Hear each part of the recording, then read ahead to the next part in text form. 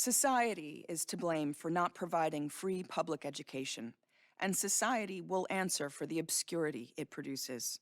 If the soul is left in darkness, sins will be committed. The guilty party is not he who has sinned, but he who created the darkness in the first place.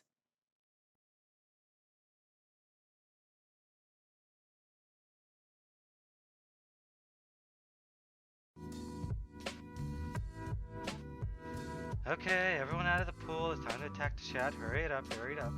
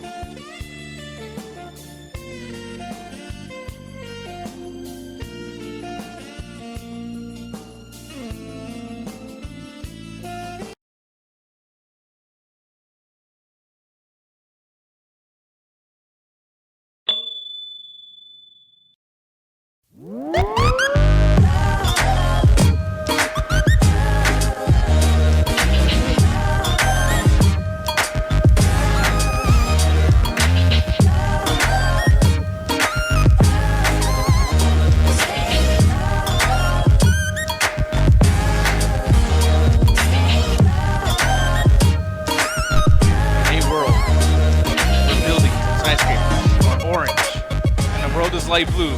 It's a midnight chat attack. Oh, he's like executed. Alan! Oh, I don't know what the fuck. What's the deal with like coming up with like internet podcasts and them having like intros and stuff? Like, what's the deal? Wait, what's the deal with the orange buildings in the blue area? It looks like it's an ocean city. I mean, come on. Exactly. Like, what's up with the guy dancing in the middle of the intro and that shit's not even like funny? What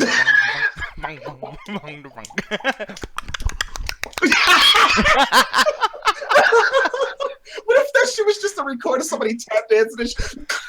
Dude, I would love it if we get fucking flagged for that shit. What, Jerry Seinfeld flags you for trying to impersonate him? No, just because we did such a great rendition at the fucking theme song. That might happen. People like it. Hey, fun fact! Wasn't that the theme song for Seinfeld? Wasn't that improvised? Yeah, like, that was the bass dude. And then every single episode for at least 3 seasons, he was like, like just fucking around. Yeah, because I think Jerry Seinfeld was the one. This is random, random fucking facts. Welcome to the Midnight Chat Attack, folks. I was just about to get right into that shit, but no. And Jerry Seinfeld, another fact is that he's actually a lizard. Welcome to the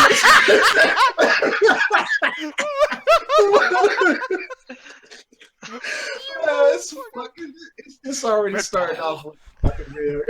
It's already started off really weird. But people, welcome to the Midnight Chat Attack. It is Saturday. It is time to attack that chat. It's time to kick up our feet, chill, relax. You guys, we know you guys had like a long work week. The shit was stressful. It's the fuck all that. Fuck all that. Fuck all of that until next Monday. fuck all of it until next Monday. Then Because next Monday, right now, apologize for fucking it because you gotta deal with it. Man. Because you got to pay those bills. You got to put food on the table. But right now, fuck all of it. Just kick your feet up, relax, and get you a nice size of attacking the chat right now. Just That's like not a feast thing. on that shit. No, that is a thing. It's like it's a birthday cake. Mhm. It's actually an ice cream cake. What the fancy people call them casada cakes. And that shit just sounds like it's a circle. And it actually says casada cake. You never heard of a casada? Wait, rewind. You never heard of a casada cake, Alan? I've never heard anyone ever use the word casada in my life. Well, you No, know, it's Jared, an my friend ice Bob cream Sacramento They actually call loves it. casada We cake. just call it ice cream. Who the fuck? What fancy Frenchman's calling it casada? Oh, a casada cake. No, it's an ice cream cake, you mother. Wait, Oh, wait, never are heard you of seriously trying to like fucking salsa it up, dude? Like, No, it's no, ice cream I thought cake. that was a nerd. I thought that was a name for like for the cakes. I thought they called them casada cakes. I Maybe know they bought, Casada cakes. Anthony buys his cakes from fucking Taco Bell. Think outside the bun, Alan. think outside the bun. Wait, guess in the chat they saying casada? What the fuck? I guess maybe that's some shit I just heard. Like Joe Casada? Yeah. Okay, a casata tape is a sponge cake with fruit in it. Oh, okay. I guess he had a point. Holy shit. I'm sorry. But with that said, okay, we'll use this victory that you just got, this W. We'll get right into the YouTube because that's a W as well. Because, dude, if you're on the YouTube channel, if you subscribe, you are a winner, man. You are a winner. I am so corny. I apologize. Yeah, you made that shit sound like a sermon and shit. You are a winner. If you're here right now, folks, you're winning. You're winning so hard right now. And let's talk about the pyramid scheme. Oh my god, no, but people, yes, it's the YouTube channel. Oh my goodness gracious, and people, we live stream way too fucking much. Yeah, we do the midweek chat tag, which is right over here. You know, midweek needs to be up, Anthony. Can we put this one up? Like, you know, let me show his face. Go ahead, nod like you were. Yeah, okay. No, but yeah, people, and yeah, just we do all these live streams. We do the wrestling show. Which, speaking of that, Max and Hovig, Eddie Hendricks. Sorry, Eddie, I keep getting the last name wrong. They just joined us on MCA CGI Hangout. So if you guys ever want to join us on the wrestling shows or any other shows, hit us up on Facebook privately, and we'll bring you on. And you can join us and do some cool shit with us. But Alan, this is all you, baby. Ka-ching! The rules. Oh my goodness gracious! And you know what? I'm gonna have Alan do this part. Alan. Okay, everybody. Newcomers, join the call first. We have a specialized show, so we don't want you guys to talk over each other because it makes it. Oh, sorry. Newcomers, join the call first. I'm sorry. I fucked that up really hard. Newcomers, join the call first. We want to make sure everyone in the community has a chance to kind of speak out and get their points across. Don't talk over each other. Same thing with the first rule. We don't want people kind of yelling and screaming over each other. Please, no nudity at all. We Not don't even need. my balls? Can I show my balls? Can I show my balls? No. No? Oh, okay. Goddamn. Okay, and please don't give anyone the link. The last thing we need is people sending links to all random people and screwing up, the plan that we have. And remember, read the rules and don't be a dick, motherfuckers. Yeah, motherfuckers. God damn it. I'm just laughing at Alan for that amazing reading of the Yes. Ooh, I cannot wait to fuck this shit up. I cannot wait. Okay, Anthony, I suddenly feel a lot better now. Thank you. That was my plan. That was People, all that's part how of good my of a friend Anthony is right there. ladies and Exactly. gentlemen. I take those L's just so my friends won't have to. I'm fucking like Ike from Smash Brothers. I fight for my friends, but I'm just laughing at the people fucking chat talking about like, what if the MCA was a pyramid scheme? That would be like ruthless in the chat and shit like that. All you got to do is just recommend 3 friends, and then you got to recommend those 3 friends to attack the chat as well. And then those 3 friends, like that would be fucking hilarious. Isn't that exactly how YouTube works? You're always supposed to tell your friends about shit. Yeah, exactly. Like, dude, we just found out right now that YouTube is a pyramid scheme, YouTube- everybody. Like, holy shit. Stop the truth, press. man. Mind blown. YouTube is a pyramid scheme. Oh, my God. That's awesome. No, but if you want to get part of this pyramid scheme, I actually got to tell you guys how to do that. And Yeah, I want how you do you to, do I want all of you guys to look on the left side of your screen. Now, we said pyramid, right? A pyramid is kind of like a triangle, but we don't want you to look for no triangle. We want you to look for an oval because ovals are the best shapes right next to hexagons. Yeah. So look for that shape. You're going to open that shit. It's going to be blinking red and yellow first. Red and yellow, It's a red and yellow yellow. quesadilla. Yes, and then you click it, it opens up. You go see that Google Hangouts link. You click that link, and you hop inside the call in a very granola-like manner. Because fucking granola is Okay, delicious. so he sent me a fucking picture. Why are you actually gonna get the picture? Oh god, the tofu Yeah. granola bullshit. Tofu granola bullshit. Alec, get the fuck out. No, what was I'm up with that sorry, shit? man. No, granola is fucking delicious. Yeah, This is you're the picture he a sent me. 40-year-old man. Yeah, protein, crunchy granola, toffee, nut. I knew Oh, you were toffee. into nuts. I knew it. I read that as tofu, man. I clearly can't fucking read tonight. No, you but, said it like it's a bad thing, man. Like nuts are amazing, man. Come on. no, but dude, you literally got the bag. You're like, I'm eating this shit. This is good. But hold on. Let me go ahead and take a picture out of the bag and just send it to Nick because he's going to give a shit. Like he told me. Look at that. Exactly. And didn't even eat the damn shit. Hey, Adrian, thank you, sweetheart. She said, "Hey, I like granola. Thank you." Yeah, she Thank also you. likes Beauty and the Beast, so she don't know shit. Yeah, that classic movie that everyone loves. Hey man, everybody loves fucking. Nick, come on, buddy. What? Oh, You were so disappointed in yourself, but people, like I said, I am sending out the PM, so I want you to get that booty, Damn, get you that ass. switched with the queen. Yeah. It's like, Yeah. you're like laughing like, oh, Nick was like, so people get in the call. Like, yeah, get the call, but professional is damn. That looks fucking great, Chris. But people, get inside the call, get that ass, bring that ass right here, boy. Get that ass right inside the call, man. Elbow It's gonna that be ass on my face. elbow that ass right in my face and stuff like that. But why you guys are getting inside the car? Because I don't want y'all to ruin my flow. I don't want y'all to ruin my flow. I don't want y'all to ruin my nerd boner for Godzilla. Because I got to tell you, hold on, sit down, people, sit the fuck down. Oh, Let me get the tell you fuck about up as Godzilla. Yo! Mike, I just have to tell you people why you guys getting us out the car. They're gonna be fucking making an anime. Man, it's like this is the year of the kaiju movies and the kaiju movement and just monster movies, and I'm fucking loving it. But like we got Shin Godzilla, we got King Kong Skull Island, then we had Godzilla 2014, and then now we have this anime that's gonna go, come to Netflix. Like not to, I think by the end of this year, it's gonna be an anime. And the funny thing about it is the animation looks fucking great. Well, the concept art, because we really don't have no animation stills yet. I think it's actually still being worked on. But Toho is actually doing it again. Toho always does the Godzilla movies, so that's actually fucking awesome. And the description of what I hear is this is pretty much to be like a dystopian future movie with Godzilla, and I'm like, that just sounds so fucking odd that I want to see it. And It's a reimagining too. Like that's another thing. They can tell that whole big story once again. So yeah. Whole big story. And the funny thing about it is, like, I haven't seen the anime myself, but I heard a lot of good things about it. But apparently, this anime is going to be written by the same guy that wrote Psychopaths. And I know that's a big anime that's really, really popular in the anime community. I wish I could remember the guy's name. Even if I did, I probably would fuck it up because it's in Japanese. But yeah, that guy. Nick is racist, but Psychopath, he's gonna be writing it.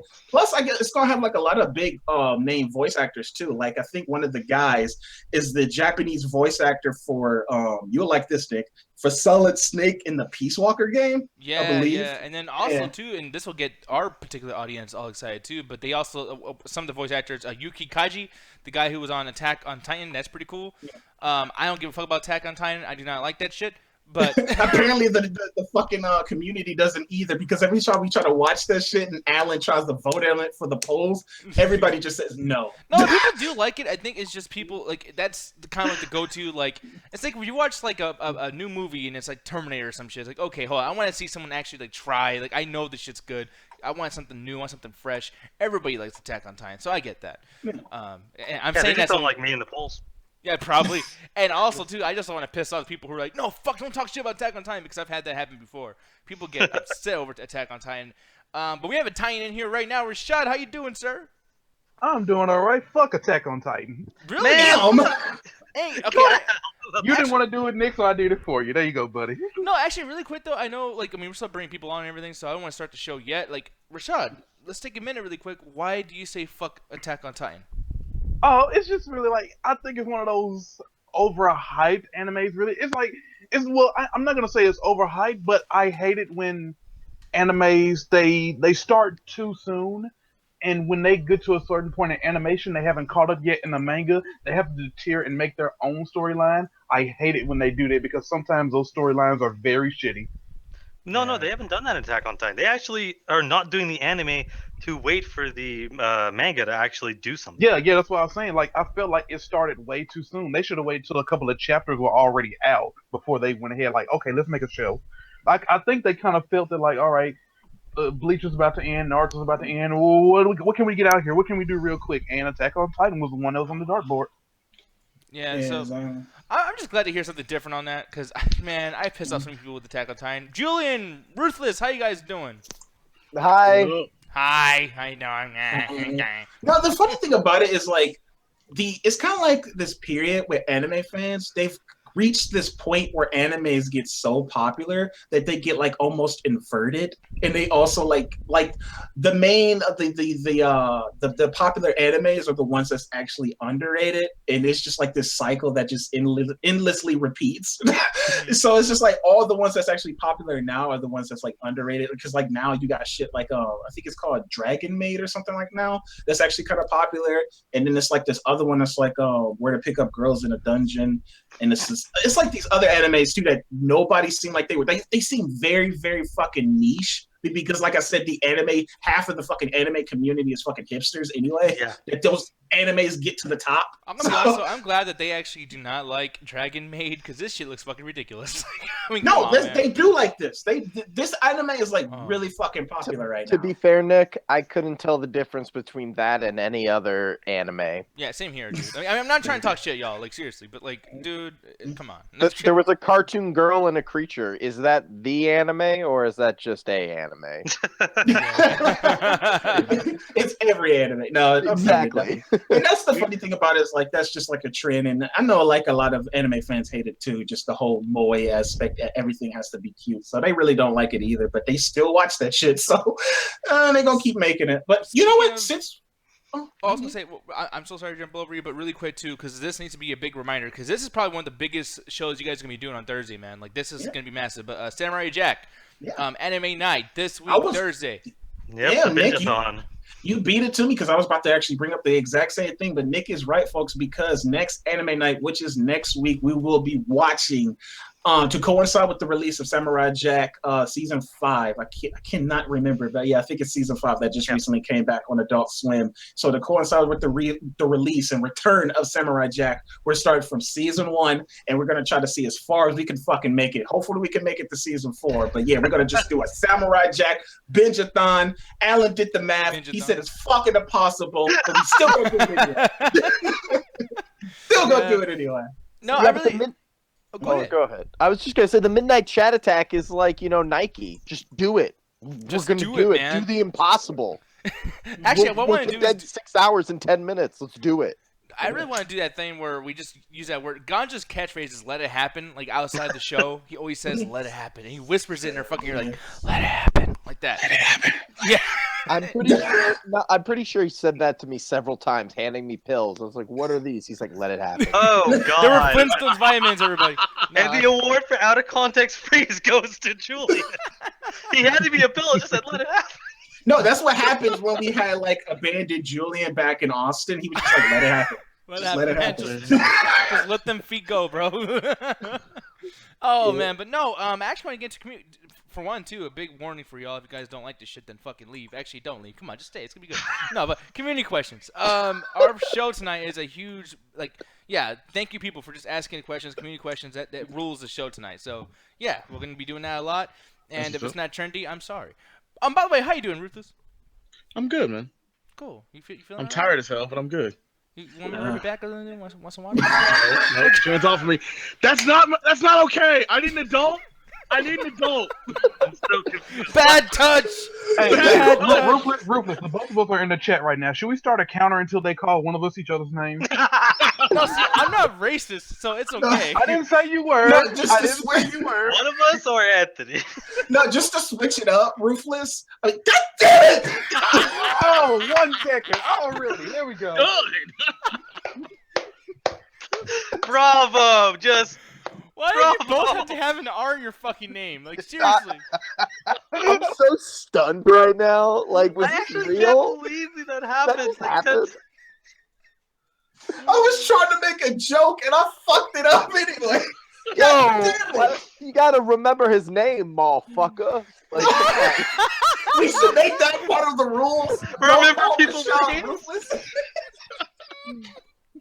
Man, God's a comedian and he's Anthony's biggest fan. I was He's trying to be fucking- funny. I was like, instead of calling Rashad ruthless, I was just gonna be like, no, I'll just call you Martin Lawrence. But fuck it. Wait, what? He was trying to make a racist joke, and he made it more I- racist. you made- The irony, the fucking irony. But Nick, man, let's just go with the fucking community question. Goddamn. I would say they need name tags, but they kind of already do have Yeah, name they do. Holy shit, they do! If you hover over it on the Google Hangouts, it says they're We fucking do have name tags. Holy shit! It doesn't help that they're such different people too. Where the fuck is my granola? I need to calm down. No, you do not. Fuck this shit. I need some calories. My I need some heartbeat isn't out. calories. Fucking granola.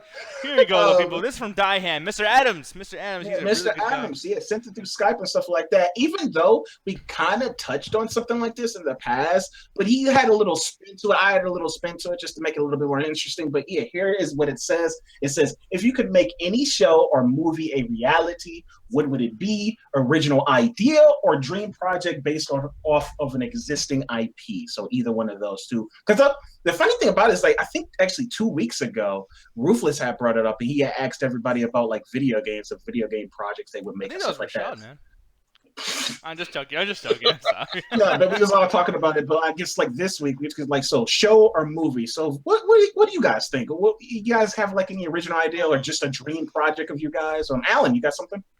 So if you can make any show or movie a reality, Yeah, any show or movie, anything that's based off an existing IP or, like I said, original idea. So make a movie based on anything we want, or yeah, like yeah, sure. okay, because I thought you were asking what movie or TV show you'd want to be reality. I was Yeah. like, I don't No, fucking know. I think that'd be cool. Well, okay, to answer Daehan's question, I always thought this would be a cool idea of, you know how we often see like documentaries and they're always talking about something that happened 30, 40 years ago? Mhm. I think it'd be cool to like imagine if you had something that was set like 200 years into the future, and them doing like a documentary or something that happened like in their past. So Mhm. it'd be like, oh, the robot wars or something, and you have all these different people talking about it, and basically doing it like a real documentary set in a different universe that's like hundreds of years in the future. Dude, that actually is a pretty badass idea. Yeah, that's actually, and just to give y'all context too, because I wish he was here, but Mr. Adams, he had said his answer would pretty much do. Y'all all remember the Jackie Chan Adventures cartoon, right? Oh, yeah. That he was saying do the exact same thing, but do it with Rush Hour, and I was just like, oh, Wow. I don't know, like that's what he said. I'm Rush Hour's already a cartoon. Why the fuck not? Yeah, just animated. And I was just like, that could work, I guess, and just to answer the question from my own perspective, do an original idea. I always said, and motherfuckers, y'all better not steal my fucking idea. No, but I'm kidding. But I always had this. I think I had mentioned it too in the after hours. But I always had this documentary idea of doing this documentary called "If I Disappear," and pretty much it was going to be like a documentary where, and follow me on this. I know this is probably fucking strange, but keep up with me. Where this world where just all the African Americans disappeared. Like they just vanished. They just fuck. I'm not even making a joke. I'm not even making a joke. I'm not even making a joke. But I was curious in the sense that all the African Americans just disappeared, just none. And I was like, this movie, I wanted to actually explore what would happen if that did happen. If just one culture or just one race or ethnicity just disappear off the face of the earth, how would the world be affected by it? What things would change? And actually, I want to actually go into the actual research to actually see what would happen if that was actually true. Actually, and I wanted this to be like in a documentary style. Actually ask people questions and stuff. Like one of the ideas I had, like you talking to like this interracial couple, and you're talking to like this Caucasian woman. She's like, just like, I miss my husband. I just miss my husband and stuff like that. And it's gonna be kind of weird because these type of movies is trying to like. It's just already me explaining it like this. It's like, oh, beating you over the head that racism is wrong. Racism is wrong. I didn't want to do it like that. I actually wanted to see what actually happened. Like I was curious. You know, dude, I know Okay, the now group you're of people that gonna would tell want me to see that what happens. entire too. idea over again, but say it really slowly so you don't pay attention to the typing I'm doing in the background. Yeah. This is Rashad, by the way. This is Rashad. This is just Wait, whoever's speaking, you realize this is being recorded, right? You don't have to worry about that. Wait, who's talking? I'm trying to keep the joke going, man. Wait, honestly, dude, I'm so fucking confused right now. That was like 3 inside jokes stuffed into one room that one of them had to go outside. That shit is so inside. Like, I need to like leave this room to go to y'all room. I don't know what the fuck's going on. Justin, that's actually an interesting idea. He said, Justin Zeri in the chat, he said, my dream project has always been to do a drama, like a documentary drama, I'm thinking, and look into the human and optimistic qualities of Superman as seen by the public. And I'm thinking, like, what do you mean by that? It's just like, because Superman is just always looked at negatively, so I guess he wants to see the positive side of it. I'm not sure. Maybe I could be taking it wrong. I think what he's getting at is like, because we always see Superman from different, like, I think he just basically wants to do a documentary, like, have how people see Superman. So just kind of like, you know how sometimes they be like, when they do documentaries on celebrities, they always have people talking about them and stuff. Yeah. I think he kind of wants it. I don't know if he wants it in universe, but it sounds like he kind of does, and see how people just deal with Superman on a daily basis. I actually would really like to see a reality. Like, what's that fucking movie with Ricky Gervais and everyone tells the truth all the goddamn time, but he can lie? The Invention of Lying. Okay, that yeah. movie, before the lying part, that would be awesome. Imagine how great this world would be if like everyone could just trust people and there was no lying. That'd be fucking awesome. Like, I don't know. That's my idea. Why does everybody keep saying documentaries too? Because I'm looking at Max in the chat. He said, I want to do a documentary based on I'm not even going to pronounce that, but the war that's in Overwatch. And so he has to create his own story, but okay. No, the funny thing. Oh, you mean Finally like going off from Overwatch. Don't think I'm not gonna go over Overwatch. No, like Julian, you could take it from here. You can go after me, but I wouldn't want, like, when the first reveal trailer for Overwatch came out, to saying like they was doing it. I thought it was actually a Pixar movie or something like that, like a DreamWorks movie. That's what I would want. I would want like a DreamWorks movie based off of Overwatch. That seemed like it'd be cool. Like, it already has that animation style. But what do you think, like Julian? that is going to happen. I have a feeling that that's one of the things that Blizzard is working on. They're gonna make a story, something based around the story, because there's so many ideas based in this world already that it'll write itself. it has so much story. It doesn't even have a story mode. Like, that's how great it is. Yeah, but like, just because there's no story mode doesn't mean that those characters don't have a story that they bring to the game and they hint at. And Yeah, they maybe gotta I was keep being a troll right creating it. now, and I apologize. But yes, I was being an asshole. That was an asshole move. Bad, Nick. Very bad. But no. No, Nick, keep going. Keep going. Yeah, Overwatch is fucking bullshit, Julian. No, I'm just joking. Fine. No, but actually, the question was a little worded oddly. So yeah, I didn't know that's what you meant. But like, just make it a thing, a reality. But yeah, like a really good Terminator game. Like, I would love to do the first 3 Terminator movies, but in a video game, like a free roam. Like, imagine GTA 5, right? And you're going around, you gotta buy guns, you gotta do some cool shit. And every now and then, Arnold comes like fucking Nemesis, like stars. The whole thing. And Stars. So you want Alien Isolation, but with Terminators. And plus with Terminator, you can keep shooting. You have to play this game where it's like hide and seek the game. Like, Alien Isolation is hide and seek, but you get like the skin download of aliens. It's like hide and seek, but the person seeking can just pop out of nowhere and rape Kill you. Yeah. Man, that should be on the box art. Alien Isolation. It's like hide and seek, but the thing's an alien and it's gonna kill you. Yeah, but like, imagine with Terminator though, like it's okay to shoot all fucking day. You can help the cops, and then the cops are gonna die, and then the Terminator's chasing you still. It's like, fuck, and throughout the whole game, he's more fucked up, he's more bloody, he's more machine, and then by the end of it, you crush him with the fucking with that thing. I actually got another one too, and this is an idea I just been obsessed with ever since I was just little. Because I remember actually having like a notebook and actually just writing different information down. But I would go like on Wikipedia or the internet, look up different superheroes, and actually write down like if they had moves, catchphrases, and everything.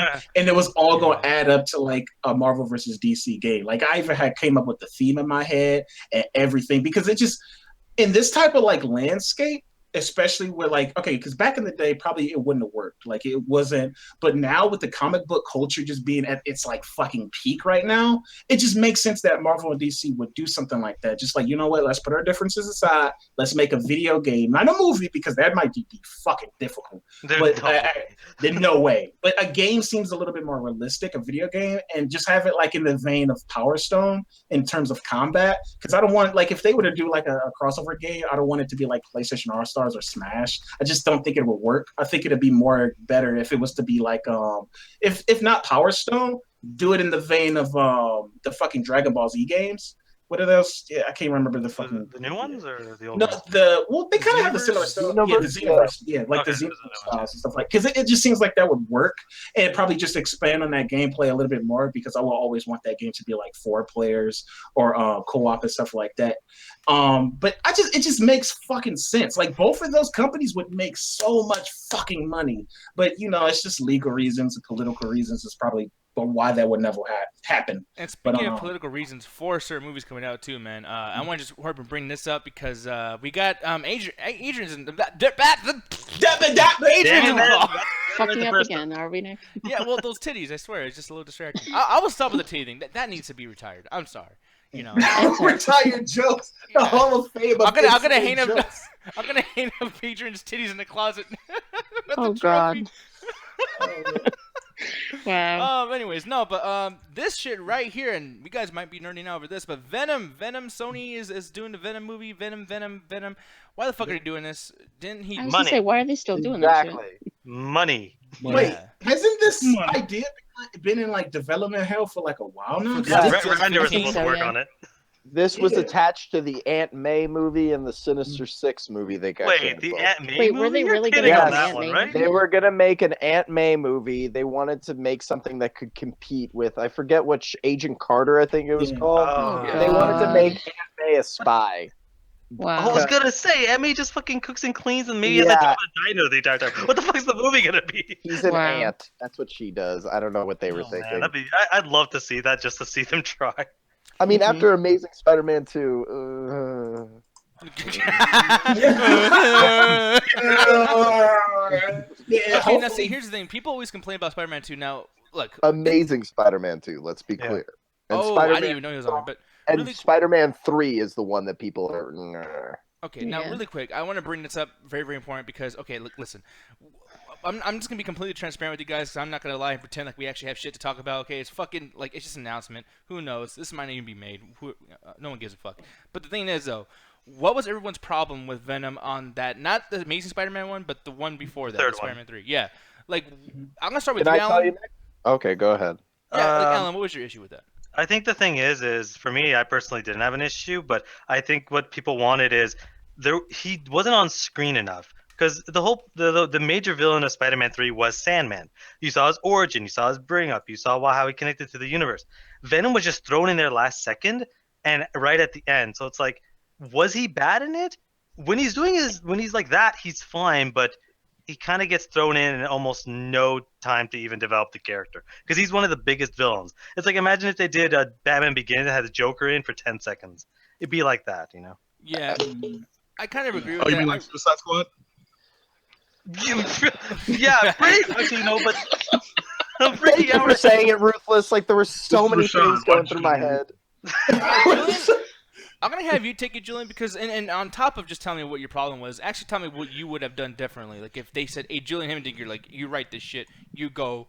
I would have been like, all right, well, let's leave the script how it was supposed to be and not have this character in it until the next movie. But what they did with this was they crowbarred this character in. Not only was he miscasted because he physically doesn't look like the character, but the script wasn't given enough time to evolve, and this character literally is in there, like, he looks and feels like he's out of place. Like, when he's talking, I feel like there's a line at one point, correct me if I'm wrong, someone, but doesn't, like, Eddie Brock in this movie say, like, yeah, I am the bad guy. I like doing bad things. Like, doesn't he say some Well, he's a Patsy. like that?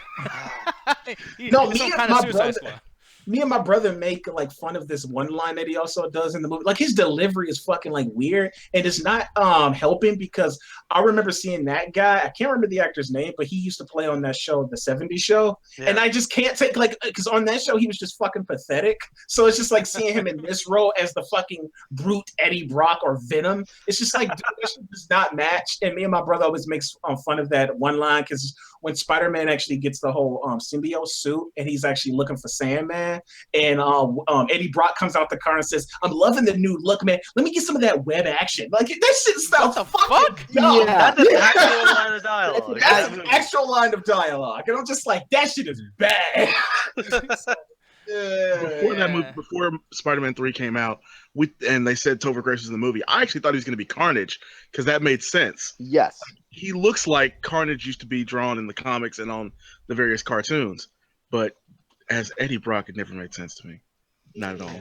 Yeah. I mean, for me, dude, and that's the thing. Like, I didn't have a problem with this because I felt like everybody in Spider-Man was like, the only guy that was good was I forgot his name, William Dafoe or some shit. I forgot his name.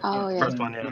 Yeah, but like his whole thing with Green Goblin was pretty cool. But like everybody else was bad. Like I really did not like what they did with Harry and the whole fucking like Green Goblin Jr. You know, Spider-Man himself, especially the emo shit. Like people make fun of it, like, oh, it's a big joke. Just think this though, like that movie was new and it cost money to see that shit.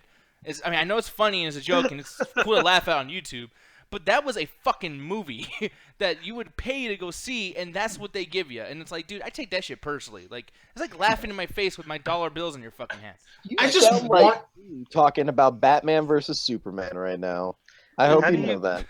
I just want them to get Venom right for the sake that once they get Venom right and they can nail him down, because I don't want them to move on to this next character I'm going to mention until they fucking get Venom right, because I'm going to be pissed if they fuck him up. But once they get Venom right, I want them to eventually move on to Carnage. I want to see Carnage on the big screen. I want to see that so fucking badly. It's almost kind of like compare that with the whole Godzilla and fucking King Kong and all the kaiju movies. Like it's just something that connects to me as when I was a kid. So I'm just like, Carnage, I want to see it. And I'm not going, it's already bad enough that I'm not going to get the version of Carnage that I want to see, where he's fucking like killing people and writing blood on the walls and shit, Carnage rules. I know I'm not going to get that version. But just to see that character, just how they would transfer him into the screen, I'm just fucking curious. So you'd be surprised, Anthony, what they could get away with a PG-13 rating. There is a way that they could do that if they were smart about it. Because, like, doesn't the way that it work is, like, his symbiote is blood. So, it'd be hard. Like, I mean, if you can't show blood, you can't fucking show the character. So, I don't think you could do that. Yeah, I think you can do it only because you're not having to physically show the bodies being killed and the blood. You would just see like the dead body pool of blood, and then you would later see Carnage rules like up on something. You could probably do it like that and still get away with it. Yeah. Same way they did stuff like that with the Dark Knight. Yeah, and I completely agree. And speaking of blood and whatnot, because this is something that's going to become more important, even though with comic book movies having that R rating now and everything, like we're going to see a lot more of this. But yeah, question of the night. Question of the night. And it was funny too, because this actually spawned from the whole discussion we was talking about Logan, because they was talking about like that movie didn't need to have blood or anything like that. And it just got me thinking. And pretty much the question I asked, do you think CGI blood can be better than makeup blood in some cases? Or do you think practical effects with stuff like gore, blood, and bruises will always be better? So it's just like, I guess, because we always say this, like especially film aficionados, cinemaphiles, they always say practical effects are better. But can y'all think of some cases, and maybe even bring up some movie examples where CGI blood can actually be more effective than actual makeup and stuff like that? Because I was actually thinking about myself. I was just like, can it? Not for like, me. I can think of one case. Go ahead with this. I mean, oh fuck! Damn it! Oh man, I'm not sure if that was in the joke or on purpose, but I'm gonna roll with it. I'm just gonna fucking. I hate this show. The one purpose, and I don't want you guys to jump on me when I say this. The one situation where I can see it being used okay is actually in Batman versus Superman. The scene where Batman is fighting the dudes in the warehouse, and like he flings a crate over his shoulder. He hits a guy in the head, and his head bangs against the wall. Now, in the PG-13 version, it's cool. Like, he just his head hits the wall. He's fine. He slides to the ground. In the R-rated version, his head hits that wall and explodes, and the blood just slides down like while he damn. slides down. Yeah. I was like, oh fuck, this is what he added in this R-rated like edit bay room. This is the one touch that he had to bring in, and it kind of like watching that. It kind of made me think like, well, the CGI, it does work, but it also makes you realize without that CGI, you think they're knocked out. With that CGI, they're fucked up, and in the worst possible way. Yeah. The main thing here, though, man, is like, I mean, look at this shit. It's Batman and the Superman. It's like, I wasn't expecting any kind of blood. I mean, I can understand a couple of cuss words or a couple of whatever. Like, that's what I was expecting with the whole R-rated version. Yeah. I was not expecting blood at all. You So weren't seeing expecting blood, man. They were basing their marketing around this one line where he says, "Do you bleed? You will." Like, like, I not think in that the would have been a sense of, cool like- visual. Have him bleed from his mouth for like a second. Like that But would that wouldn't have been an R something. rating.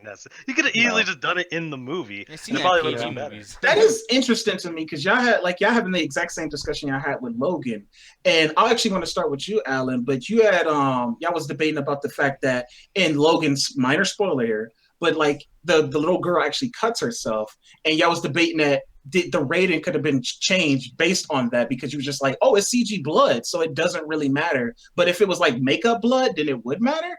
Like, No, that wouldn't my matter at issue all. Is not the.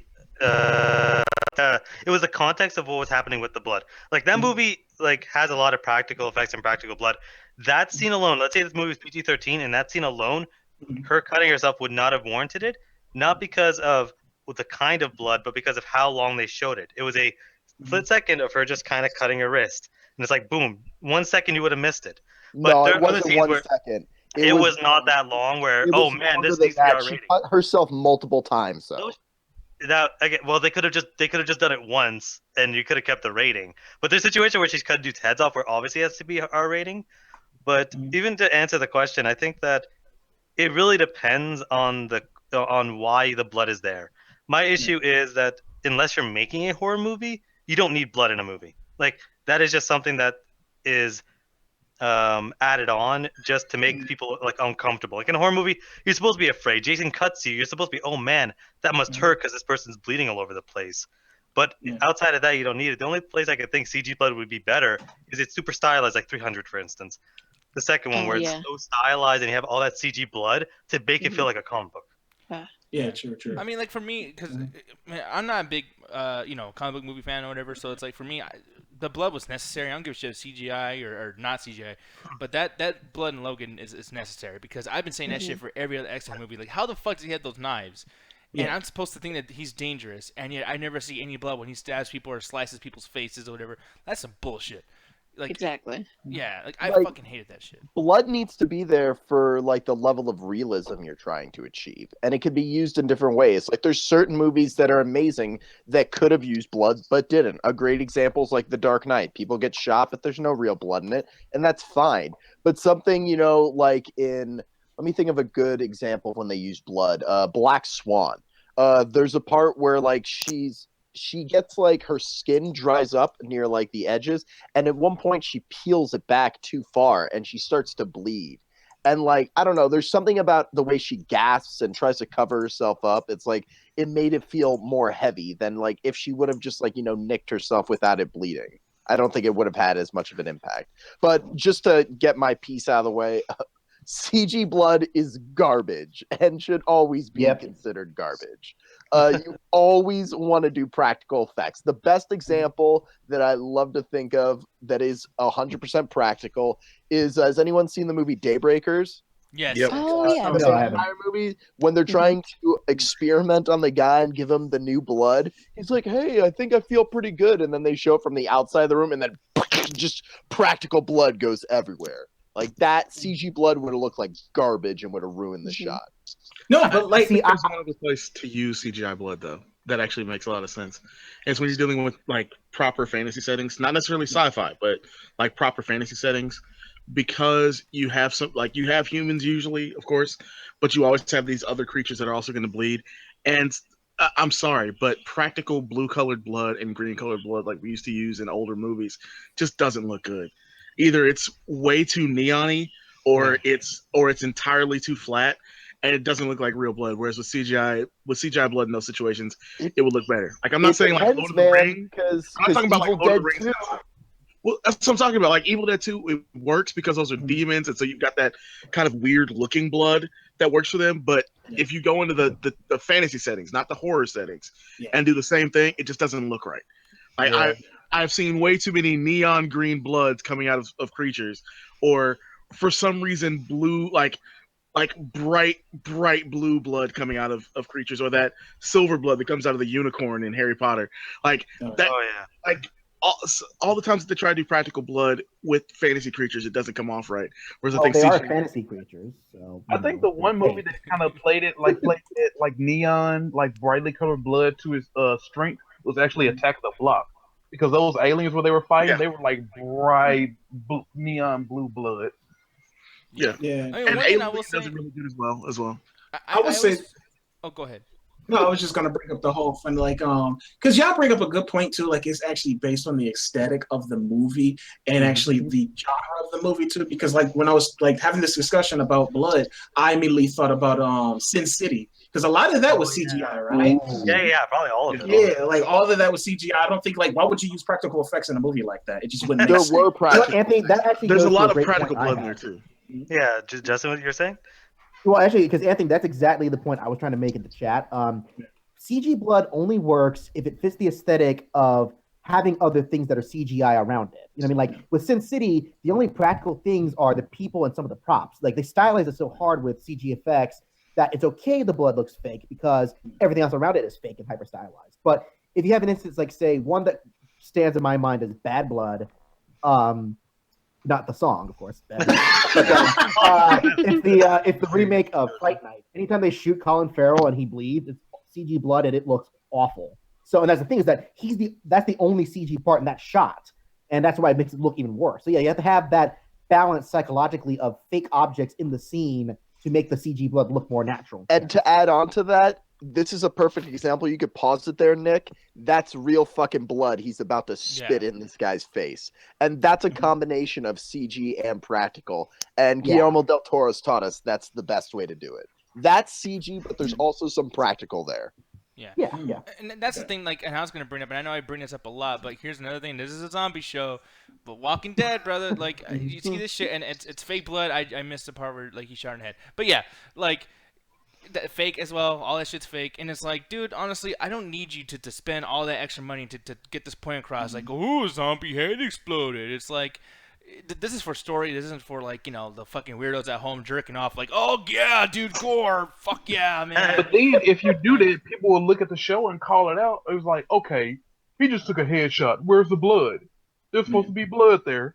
Exactly. Like he sliced his stomach open. Where's the blood? This isn't real. This show that I'm watching about zombies isn't real. Exactly. No, and that's the thing that always frustrates me. Like, you know, like the show, it's not a horror show, but you know what I mean? It's just like the fake blood can be on anything. It doesn't matter. Like the story should make the blood better. You know what I mean? Yeah, Like, exactly. Yeah. Whatever the situation's for. I mean, I'm actually curious too. Just one last question before we move on here. But what do you guys actually think is most expensive to actually do? Like to actually get like a lot of practical blood, or will you think it'd be cheaper to actually just do it in CGI? CG would be cheaper. It's actually not that expensive to get fake blood, like proper prosthetic blood. You know, if you find the right store or the right combination, it's not that hard. I mean, CG blood is cheap only for time for the most part. That's the cheaper thing about it. Well, that and also getting the right shot, because when you have liquids going around, getting the right. I know it's because that weird, but getting the right splash or getting the right context might look weird, but with CG it can be easy. That's why it's used more often than practical. But and then that goes into the chances of it looking fake, right? No, because that's what I was thinking too. Like budgetary, like this is Nick, because you brought up The Walking Dead, and maybe because a TV show doesn't have the big budget as some movies do. So like, we don't have enough money to get practical effects, so they probably would use CGI to make it look practical. There's a lot of practical and it's also on that show, though. No, Like you're a right, lot. but I mean, it's always it depends on the situation. Exactly. Because like even Dawn of the Dead, which is a very CGI heavy show or movie, the remake 2004. Zack Snyder did it. No. No, I'm sorry, Julian. No, but that movie though, there's a lot of CGI, but at the same time, they have these little pockets in the back of their heads, and it explodes. Someone's controlling it with the fucking remote. So like when someone sends off a fake gun, like pow, that shit explodes. But the thing is, it gets on the clothes, it gets in the background, it gets on the fucking whatever, and it's like if that dude doesn't do it right, if he's not professional, you gotta do that shit again. I mean, I actually have experience with this. Like when we shot Monkey with a Gun, there's like one scene where there is a headshot, and it does take a lot of setup and a lot of patience. But like, you can't fake the light bouncing off of the liquid flying through the air. Yeah. Like you can do the CG blood and it can look nice, but you cannot fake that moment and that look at the blood sinking into the material, you know, and shit like that. So like I think that blood, if you're depending on how much you're using, you still always want to consider going practical. Like look at the Evil Dead remake. Like that there's CG blood in that movie, but that chick was covered head to toe in actual fake blood. Yeah. Exactly. And I don't know, man. Like, just for me, man, we talked a lot about blood today. Someone's watching this show. They're gonna be like, I was gonna come in here, but you motherfuckers are creepy. Let's talk about the aesthetics of real blood. Yeah, exactly. Do you like it when you cut them from the throat, or do you? Having shot someone in the head before, I'm certified to tell you how real blood. No, but there will be blood on this one, man, because me and Alan are gonna fight. I already know it. Alan, hey, before you even get started, me and you are friends, right? Me and you are friends, right? At the end of the day, like after we end the show off, me and you are cool, right? Well, we'll see you in the next 5 minutes. Because Oh, I thought you were gonna bring up Rocky and say Rocky has blood and it needs real blood. I thought you were bringing up the last Transformers trailer. Oh, God. Oh, man, Please I don't can't bring believe that up. Alright, I really think how quick, I'm just gonna shitty put those this out there. CG dinosaurs looked. Okay, stop it! No, motherfucker, no! But really quick, before we get into that, I'm gonna admit really quick. Look, I'm gonna leave it on Anthony so he can do that little fucking face he does because he's an asshole too. But here's the thing. Hey. Transformers, that new trailer sucked, okay? I'm sorry. Whoa. actually You're like actually it. admitting that? Nick said it. We had it recorded. Write this down. We gotta record Write the this. time down. No, the last trailer sucked. And yes, Transformers 2 was one of the worst movies I've ever fucking seen. 3 and 4 are okay. Oh, my God. Yeah, I fucking hate the second one, you know. This is But that's the actually a thing. cleverly staged intervention. But the thing is, I have to wait. But here's the thing, Alan. You have to wait till you see the fucking movie. Like, that's the whole thing. Oh, You gotta God. watch it. I actually like the 5th trailer, or the trailer just released. Well, because you have shitty Nick, taste, so that's okay. But, like, the thing Oh, is... you're going to talk, Nick. This is gonna be an interesting What one. is happening? No, your taste sucks more. God damn it! No, man. No, but yeah, Alan, like, I hope we're friends after this, man, because, yeah, Alien Awakening is coming up after Covenant. So, here's the thing, man. What the fuck? Okay, I'm sorry, Nick. But the headline right under the main header. Yeah, boy. What is it? Yeah, yo, boy. Got alien movies for days, son. What? Get off They my need- back. Avoid movies for dick. That's how someone texted Dick about that. Guys, Check this straight out. out of high school and shit. What up, son? Talk about an alien, son. You want to see that alien? Well, come on, fam. Well, Let's actually, get no, we actually got this this story. We actually found this on BETnews.com. Like, Wow. Oh, That'd be wow. great. no, man. Listen, Real aliens of Hollywood. shut the fuck up, man. Nah, just during the And I'm movie, like, someone just goes Google World Hangout. Star during the alien fight. Dude, what if this was from God. World Star? This would be fucking hilarious. But no, man, it's actually from Birth Movies Death, which is an also interesting fucking Ow. website. Okay. But yeah, man. So Alien Awakening. Listen, dude. Fucking Max, shut the fuck up. I'm looking in the chat too. Paige had great taste. They don't know wrestling here, buddy. Stop it. No. And don't post. If you guys post a picture of that shit, though, seriously, I am gonna block you and you won't be on the chat thing. So like, Please don't. I know. Please don't put anything page related in the chat. Yeah, seriously, guys. Like, I'm not even fucking joking. Like, I'm being. I don't know who that is. So, Okay. okay. Yeah, I know don't what either, that so. is. Yeah, it's okay, Justin. I know you look at a lot of other porn. But, but Alien Awakening, y'all. Yeah, dude. So Alien Covenant hasn't come out yet. But here's the thing: I've been saying positive stuff about it constantly. Alan is always fucking arguing with me. You know, Alan Resurrection. You know, the whole fucking thing. And Alan Covenant. yeah, Alan Covenant. Alien see, versus Predator. see, I'm actually hoping that we get Alan Awakening and he awakens and realizes that Covenant's not going to be so fucking bad because if they're doing this, dude, that means they have confidence. This confidence is gonna be good, man. They also did that. No, I'm not. I'm gonna just bash my head when I say this. They said they planned the second Assassin's Creed movie before the first one was even out. Oh, Yeah, God. Nick. They also planned a second Fantastic Four movie after the remake came out. They And this is also- part of the whole thing. Really, Scott said that he wants to keep making alien movies until he dies, which we'll see after this movie comes Shit. out. If that Which is means actually- Alan's Okay, gonna that kill might him. happen. I know. Oh, jeez. Okay, Man, they're gonna, You got too powerful, motherfucker. Scott's gonna be like in an old folks' home with like a xenomorph action figure and like his iPhone. He's like, I'm making the So it's gonna be George Lucas. George No, I'm Lucas. actually gonna No. throw this at Adrian though, because she used to call Oh, one. God. Okay. Okay, well, don't shit your pants now, sweetheart. It's okay.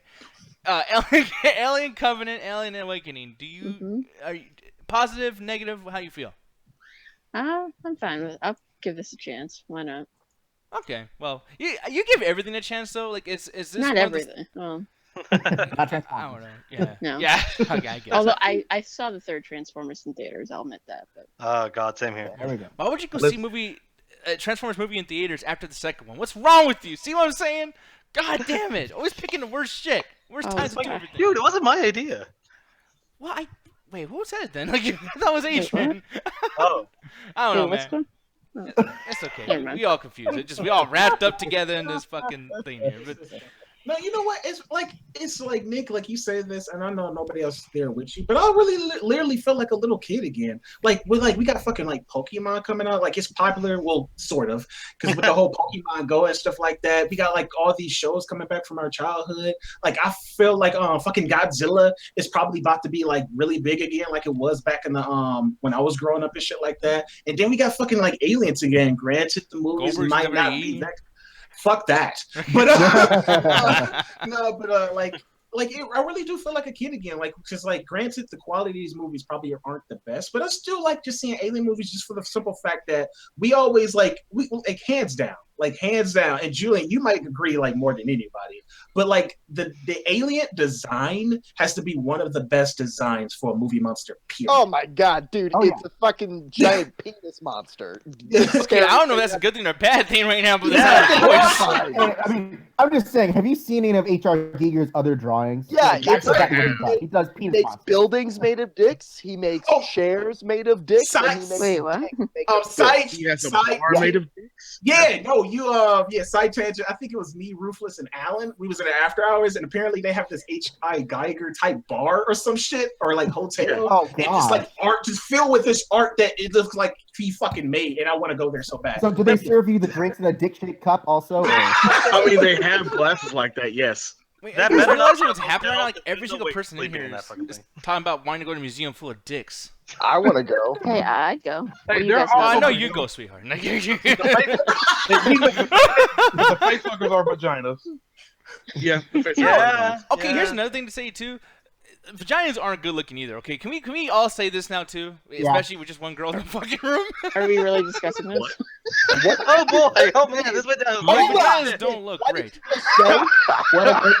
Listen.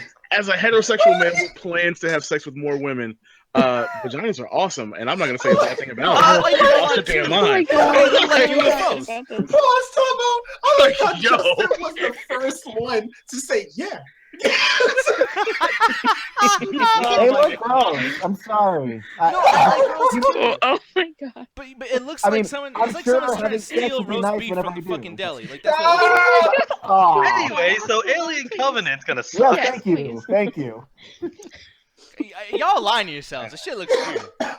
No one. Oh my god. Yeah, vaginas look fucking weird, but penises, yo, those are normal as fuck. Okay, I'm not going to a museum. I don't like Everybody those leaves Julian. except- That's you. except for Ruthless. Oh man, we're really continuing this misogyny chat attack. Holy shit! Ruthless is a fan. Please believe it. Oh my goodness. Nick, Oh, why the don't you just have to come out and be like, Look at yo, even- No, dude, honestly, like even this guy's trying to show the other guy. Look at, see how weird they look, dude. Look at this screen. It's a weird Look looking at my vagina.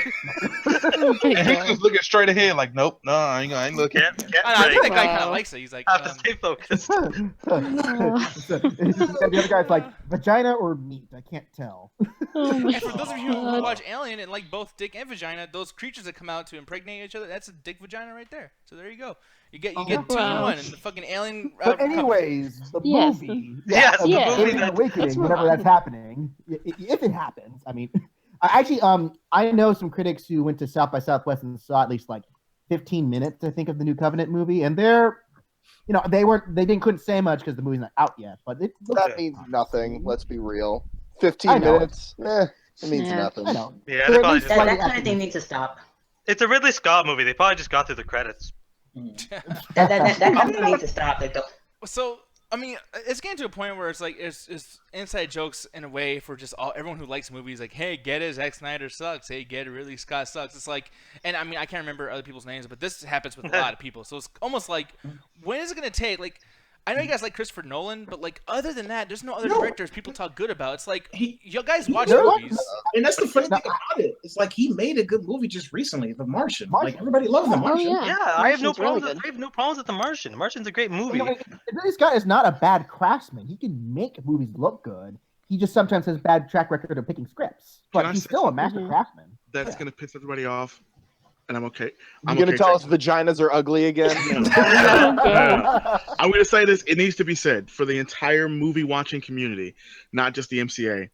Ridley Scott needs to be taken away from anything that he previously created, and he can make new properties just fine. Even though Exodus is shit, and fuck him for making it, it's a new property. It's shot well, and that's fine. But the reason that Denis Villeneuve is doing the Blade Runner sequel, Blade Runner 2049, the reason why they wanted the director from District 9 to do the Alien, sequel that they wanted to do, is because Ridley Scott sucks at going back to his properties. That's why Prometheus is bad. That's why this is not going to be good, but it might not be terrible. And that's why I really don't want to see any more Ridley Scott movies where he's going back to the well over again, because he's lost whatever he had when he made that, and he can only really give that magic to a new property that he's never done before. It's like Has he what done I'm that worried in other about. movies? Hey, go ahead, Ruthless. I'm joking, by the way. Right. It's like the main thing that I'm worried about is like you're already planning a sequel. It's like how many Alien movies have we had? Like, where can you go with this next one? It's like we've been through everything. We've seen a mother. We've seen an alien blend in with a predator. We've seen one alien attack a ship. We've seen multiple aliens. It's like, where can you go at this point with the franchise? I cannot wait. Hold Have on. you seen an alien headbutt windows? Okay, Or no, you, headbutt- okay, you stupid. No, you stupid. Fuck you. No, because here's the thing. And yes, I know I say let's not get all crazy. What's with white people Aliens in their gonna fight movies? Terminators. And the whole thing. No, What? not even that. Because here's the thing. This is why I'm getting mad. Because you just said that shit. You're like, hey, like they're already planning like movies and like in the future. No. I'm not upset about Captain them. America. No. Where can they go? No, that's Avengers. That's not what Ruthless' point was. Oh no, I just did it. Yeah. Yeah. It's not my fault. This is Anthony's fault. Alan Awakening. Yeah. This is great. I'm Never just mind, saying, man. you motherfuckers with the Avengers. Because it's the Avengers and Marvel, oh, I loved them so much. Fucking Well, everybody is like totally There cool is with a difference. There is Yeah, a there is difference. a Captain difference. America has 75 years of comic book history behind him. Aliens came from Ridley Scott's brain alone back in the 19 whatever. So whenever the aliens, Yeah. thank you. When it was created, it's at a point where it's like he's doing a lot on his own, and it's just like who's gonna? I'm wondering where can they go from this point. I'm kind of want James Cameron to come back if he's willing to just like step the fuck away from that Avatar 2 script that's just never gonna happen. That's the thing. Because- God, they are kind of like taking a different spin with it. Like the first movie, like I'm only including the first two movies because I didn't watch the third and fourth because they're garbage.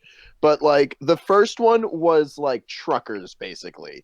Second one is soldiers, and this one, which we'll call the third one, is I think it's supposed to be people who are like trying to repopulate a new Colonists. planet or something. Yeah, but Colonists. Yeah. it's- So like that's a different setting, and like that sounds Hey, I got okay. that. I It can is, get behind it. But it's gonna come down to the same thing of okay, now we just have 10 people that are running away from this one monster instead of like the 3 or 4 people in the first movie. Like it's just gonna come down to the same thing. I've got like an idea, and he kind of already did it in this one game, and that's where I'm pretty much getting the idea from, because this game was kind of doing the aliens, taking the aliens thing and putting it like with this whole premise or plot, even down to the point where this game actually quoted aliens. But it's this game, I always talk about time splitters and stuff like that, and pretty much the premise was these aliens going back to different timelines and actually just trying to make it where they're just the dominant species out of all like timelines and stuff like that. But why not do that with aliens? Where like all the like you send like the aliens back to different timelines and they're trying to make it where they're the dominant species. Combine it with Terminator. That's what makes the aliens scary, though. I think we talked about this like a week or two ago. It's like the alien has no real drive. It's just the fucking alien. Like once you start to explain it and you break it down, it's not special anymore. Like it's just like it's that thing that does this. It likes long walks on the beach and it doesn't like. But that's exactly my point, though. It's like with these alien movies, it's like Alien 3 was just Alien 1 except in a prison. It's like, what's this gonna be? Alien 1 but on a different planet? Like, it's gonna be Alien 1, but the characters are gonna react totally differently. Because actually, what's gonna be just like Link's Awakening? What's gonna be? It's just. I can't wait for the next Alien Awakening movie where it's a bunch of old people at a retirement home in an alien disaster. I'm down for that. I would totally watch that. Are you serious? Yeah, that would be like 10 minutes. They'd be like, get to the door. You get like Rick Horn, you get like Jack. Yeah, well, who's some old actors you could cast for this? Yeah, you just like it's like these are like Vietnam vets that are like new to the you know, the old folks home, and now they're having flashbacks versus the aliens. I would totally watch that kind of stuff. That would be your Battleship sequel right there. Okay, I'll direct the next Alien movie then. I want that. That is actually a fucking badass idea. I want that to be like a mini series. That's dude, I want to see an old man hit a fucking xenomorph with his cane. Get the fuck away from me. Can we at least admit that Jim Broadbent comes in and saves the day. We fix this movie? What'd you say? So, can we at least admit that on the After Hours we've already fixed this movie before? Yeah. All right. I guess. Yeah. We had this long conversation of how we could fix this entire movie problem of all these alien movies. This particular alien movie in particular. So. Yeah. Well, like I said, I mean, we're at a point now. Wait, what's up? I was gonna. Are they shooting this movie back to back? Like, is that what they're doing? Like, they're shooting these alien movies back to back, like they did with the 2 Matrix sequels, and they did with Pirates of the Caribbean. I don't even think they're doing that. I think what they're doing is just saying, like, yeah, we want to do this. Because, like, here's the thing, too. It's not like Ridley Scott, whoever's backing him, has a lot of fucking money. I mean, like, they have money to, like, do a movie and et cetera, but, like, they're not, like, just rolling the dough. Like, hey, let's start a fucking franchise again. Like, or, you know. I think that's what they're trying to do.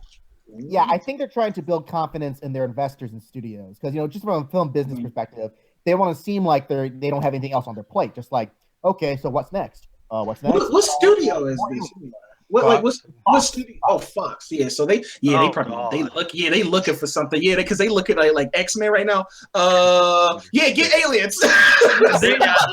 like just finished The Martian for them. So he gave them a little bit of confidence. It's like, okay, really, what do you want to do next? I want to go back to aliens. It was like, oh, okay, all right, you can get your aliens back. You just left Martian. And then what do you want to do next? More aliens. What they need to do is go get John fucking Bernthal and make him the new fucking Wolverine and just start that shit all over again.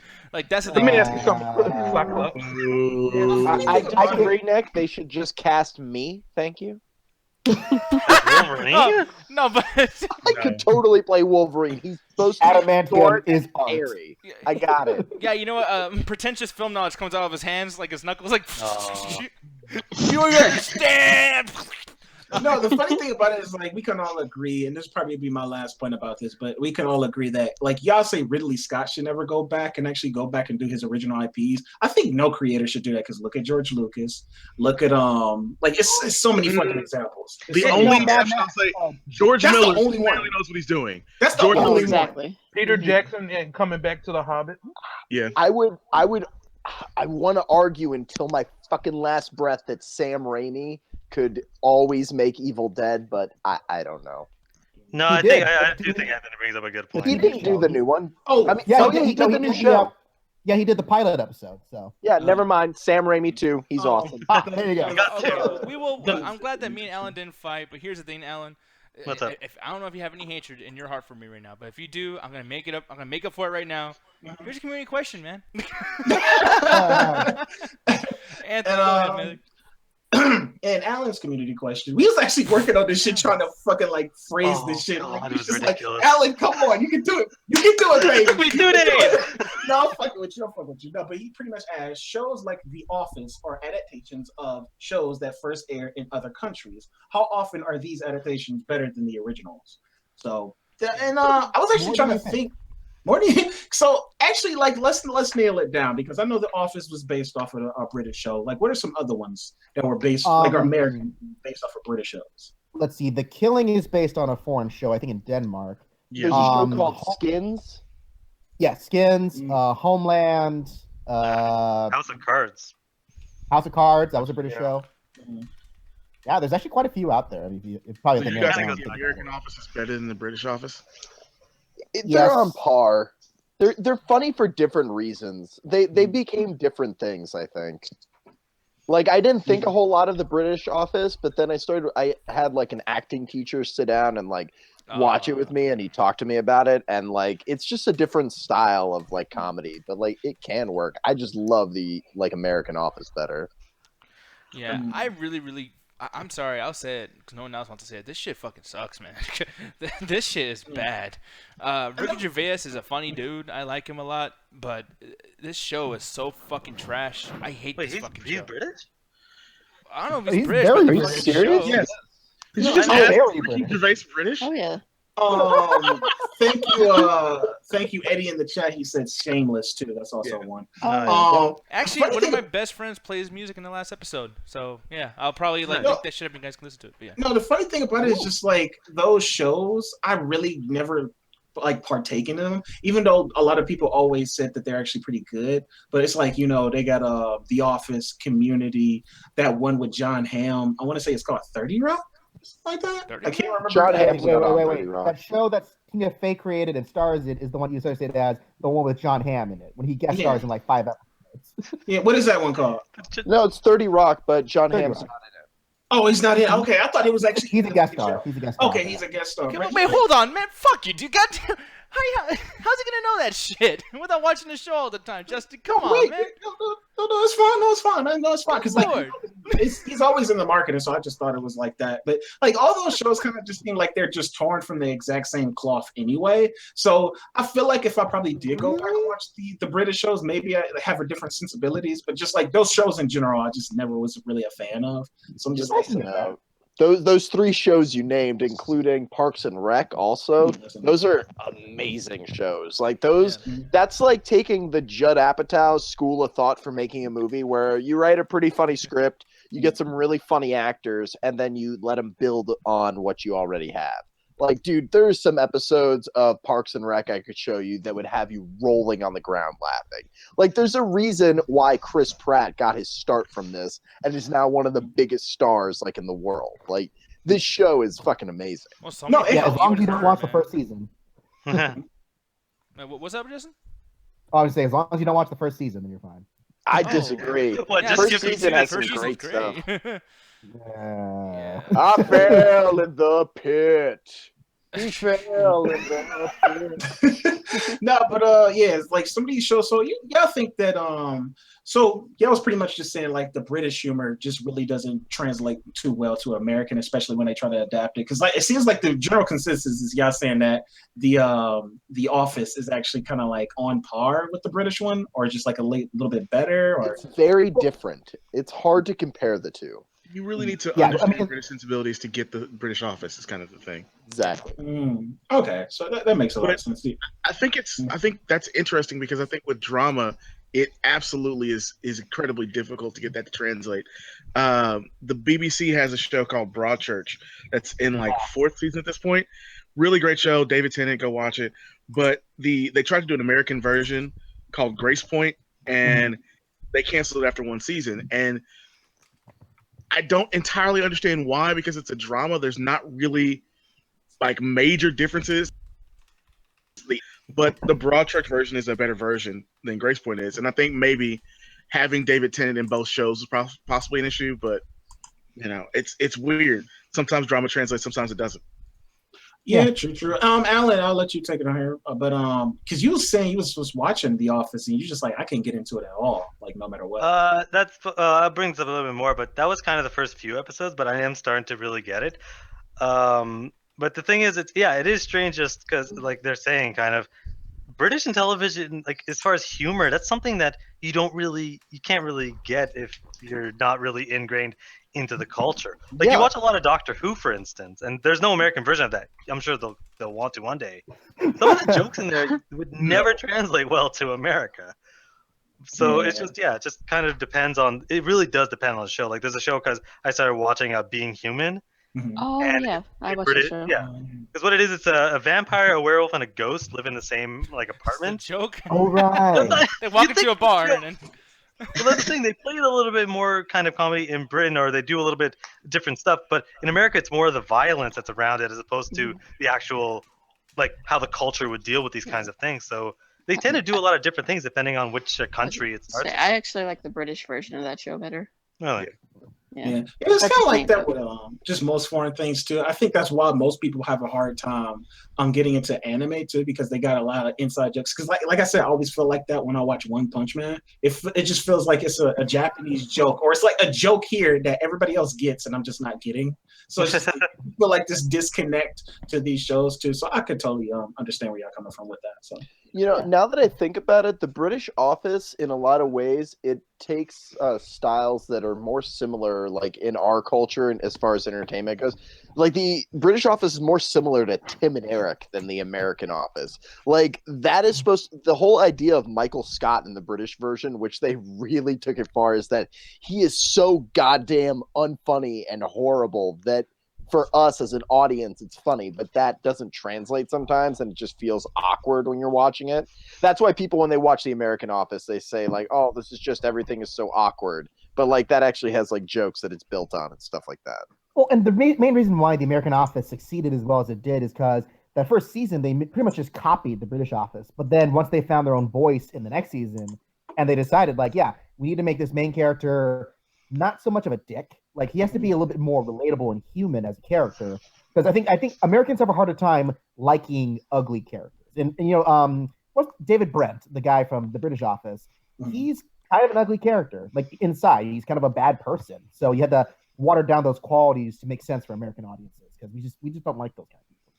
Okay, that makes a lot of sense. And Julian, like, just keep on going on to the community question. Since you already had your mouth hole open, we're just gonna just continue on with mouth hole opened. Mouth hole open, man. Just Jesus. All right, buddy. Face hole, man. It's face hole, mouth hole. Continue on with the community questions and stuff like that. And I'll read. What's the most out of place music you have ever heard anywhere? So heavy metal in a grocery store, or classical music in a gym? And I know I'm kind of because I asked the question, and I know I'm kind of actually cheating a little bit. Like it wasn't like really like weird, like out of place, but it was just odd to hear it. But when I was just going shopping with my mom at this, I want to say this happened like 2 years ago or a couple of years ago, right when YouTube was kind of like everybody was still just thought it was a joke. So it was just like, oh, that's that shit that those kids do, those fucking teenagers and weeaboos and shit like that. But I'm going to like CVS and I hear like a YouTube music star's music on the intercom. Like I'm hearing it, and like her name is Mariah Digby. I'm not sure if anybody have heard of it. Yeah, I'm probably fucking that up. Maria or something like Digby. But she makes a lot of good music too. And I used to listen to her music a lot when I was like getting it. Like it was around the time, which is kind of funny, but it was like around the time I think Spiel was actually closing. So it's just like I think this was like actually was getting into her and stuff like that. And then just like a couple of years after that, I'm going to CVS and I'm just hearing like this music. I'm just like, what the fuck? They got a YouTube music star like on the radio right now? And then like again too, going to another CVS. It was this other lady. I hope I'm pronouncing this right, but her name was Lindsay Sterling. She's actually a really big YouTube star too. She's a violinist, and I'm sure you guys have probably seen her before. Like she's kind of like almost yeah, you heard of her, Max, but like a poster child for YouTube and YouTube's music career and stuff like that. She got really popular, and just hearing some of her original music too in some of these pharmacy stores. I'm just like, it's just really odd. Like that just really shows you, because like I said, this was like the period before YouTube, because like now they're fucking about to merge with fucking cable television, and they got the YouTube Red and YouTube Heroes. You know, you got all those big companies trying to come onto YouTube, when at first they took them as a joke. And I guess these were just like slight examples that you just seeing that YouTube was starting to get taken a little bit more seriously as the years progressed and stuff like that. And I just always just thought that was cute. Like, huh. Yeah, I mean, by the way, man, fuck you for showing me, because now I'm like in love. Lizzie Sterling. Yeah. Yeah, no, yeah, Lizzie We did Sterling that is with the fucking Valens. amazing. Yeah, I love Liz. Her is, yeah, like I said, Lizzie Sterling, Maria Digby, and then there's another guy called Greg Patello. And I used to follow all their musical careers on YouTube and stuff like that, because Greg Patello, I think he actually has like this group called Project Trio, and they all make really great music. I really recommend all three of those people, so check them out. Yeah.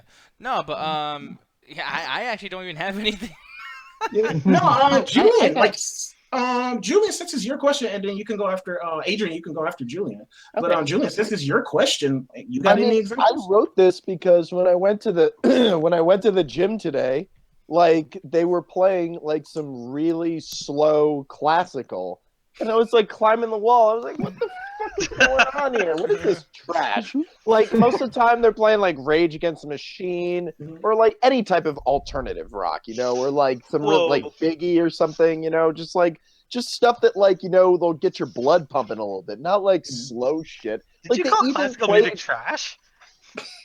in the context of a gym? I don't give a shit, man. No, Julian. They knew you were there. They wanted you to contemplate the exercise. They wanted you to Dude, really I was- explore abstractly. I was this close to going up to them being like, yo, if you're going to play classical, play something with a faster tempo, because I'm about to take a nap. What the hell is this? Well, sir, you should probably drink some coffee, you know? Like, just try to, you know, we got protein shakes in the front of the fucking, you know, fitness center. I would open the water a bottle. Oh, fuck it. Nope, it's gone. It's gone. Okay, I'm about to bring up. My point is that I was at the gym and they were playing really awful music. I thought they even played "I Hurt Myself" by what's his name, and I was just like, guys, are you guys trying to be funny? Like, why? No, because you're hurting yourself. Your muscles are tearing, you know? Go ahead, Anthony. I'm looking at the chat right now, and Jasmine in the chat. What's up, Jasmine? I haven't seen her in a while. But she said the Oompa Loompa soundtrack from the Willy Wonka movie, the whole soundtrack was playing in Barnes and Noble. Oh, it is kind of odd. So yeah, that is. Yeah, you know what? Barnes and Noble is like a place where like a lot of people play weird music. Because I know there was one acapella artist on YouTube named Peter Hollins. His music was actually featured on in a Barnes and Noble one time. It was like, I recognize this guy, but like, wow, like he was actually singing one of the song "I See Fire" from the Hobbit. Oh, I heard movie. that one. Oh, Yeah, he was doing like his own version of that. But it's like, I know the song, but I know it's not his voice. I was like, wow, I can't believe they actually promoting an acapella artist like this. Damn. Go ahead, Adrian. After Adrian, Justin. All right. Does it count like if I see it in a movie? Like, Yeah. okay. All right. So I remember going to see the American version of Girl with a Dragon Tattoo. Oh yeah. And I don't know how many of you guys have seen that yet. But there's a scene where a character's being tortured, and they're playing fucking Enya. Enya, like sail away, sail away, sail away. That. And that must be fucking out of place. Well, I'm like, I think what the that fuck is happening? in that particular case, I think that was diegetic. Like, I think that was like being played in the room. Like, like it I know, it's wasn't just like. odd. Like, They're torturing them with shitty pop music. Ooh. Do not diss Enya. Oh come on, fucking Julie here dissed classical music and Johnny Cash in the same breath. Nobody says anything. oh, I like Enya, but yeah, it was weird. Context, Alan. Context. Okay. I actually do have one now, and you know, give people some time to think. But like one thing, dude, fucking one time I got in trouble, and it was like one of my last like years in high school, and I got in trouble, and I had to like wait for because principal was like out fucking like one of the people that worked there, so like I had to stay there waiting all day for him to punish me, and this old white lady kept playing Hootie and the fucking Blowfish, and this goddamn song that all I want to be with you for fucking 3 hours. Just constantly, and I don't know if you guys remember this fucking video. but I thought this was an ESPN fucking special. Like, I don't know what the fuck this was. And they kept playing it over and over. And I literally, like, left and fucking got suspended 3 times as long. Just because I didn't want to hear that fucking song anymore. Like, was it worth it, though? It was worth it, dude. And to this day, I just heard it, like, it was last week. Me and my mom were at the grocery store, and this fucking song came on, dude. I was about to batch the fuck off all my chips. Like, I Bash the fuck out of my chips. I actually have a story about something like that, something similar, because it's funny. But Justin, go ahead, buddy, before you forget. Okay. Well, it's funny that you mentioned Lindsey Sterling too, because I knew I recognized that video somewhere. She is a Mormon, so that's awesome. But this segues into my thing where so when I went to BYU, we had this comedy sports event that we would do. You know, the local comedy troupe would do shows for the families and that stuff. And you think like, okay, wholesome audience, very conservative minded. The last thing you would expect for them to play in interludes between sketches is like hardcore rap music. oh, And that's exactly what they were playing. But even better, one of the times they played one of those hardcore rap songs, they forgot to put the censored version on. So partway through the interlude, you hear a string of F-bombs just drop, and then the actors on stage are just like, oh shit.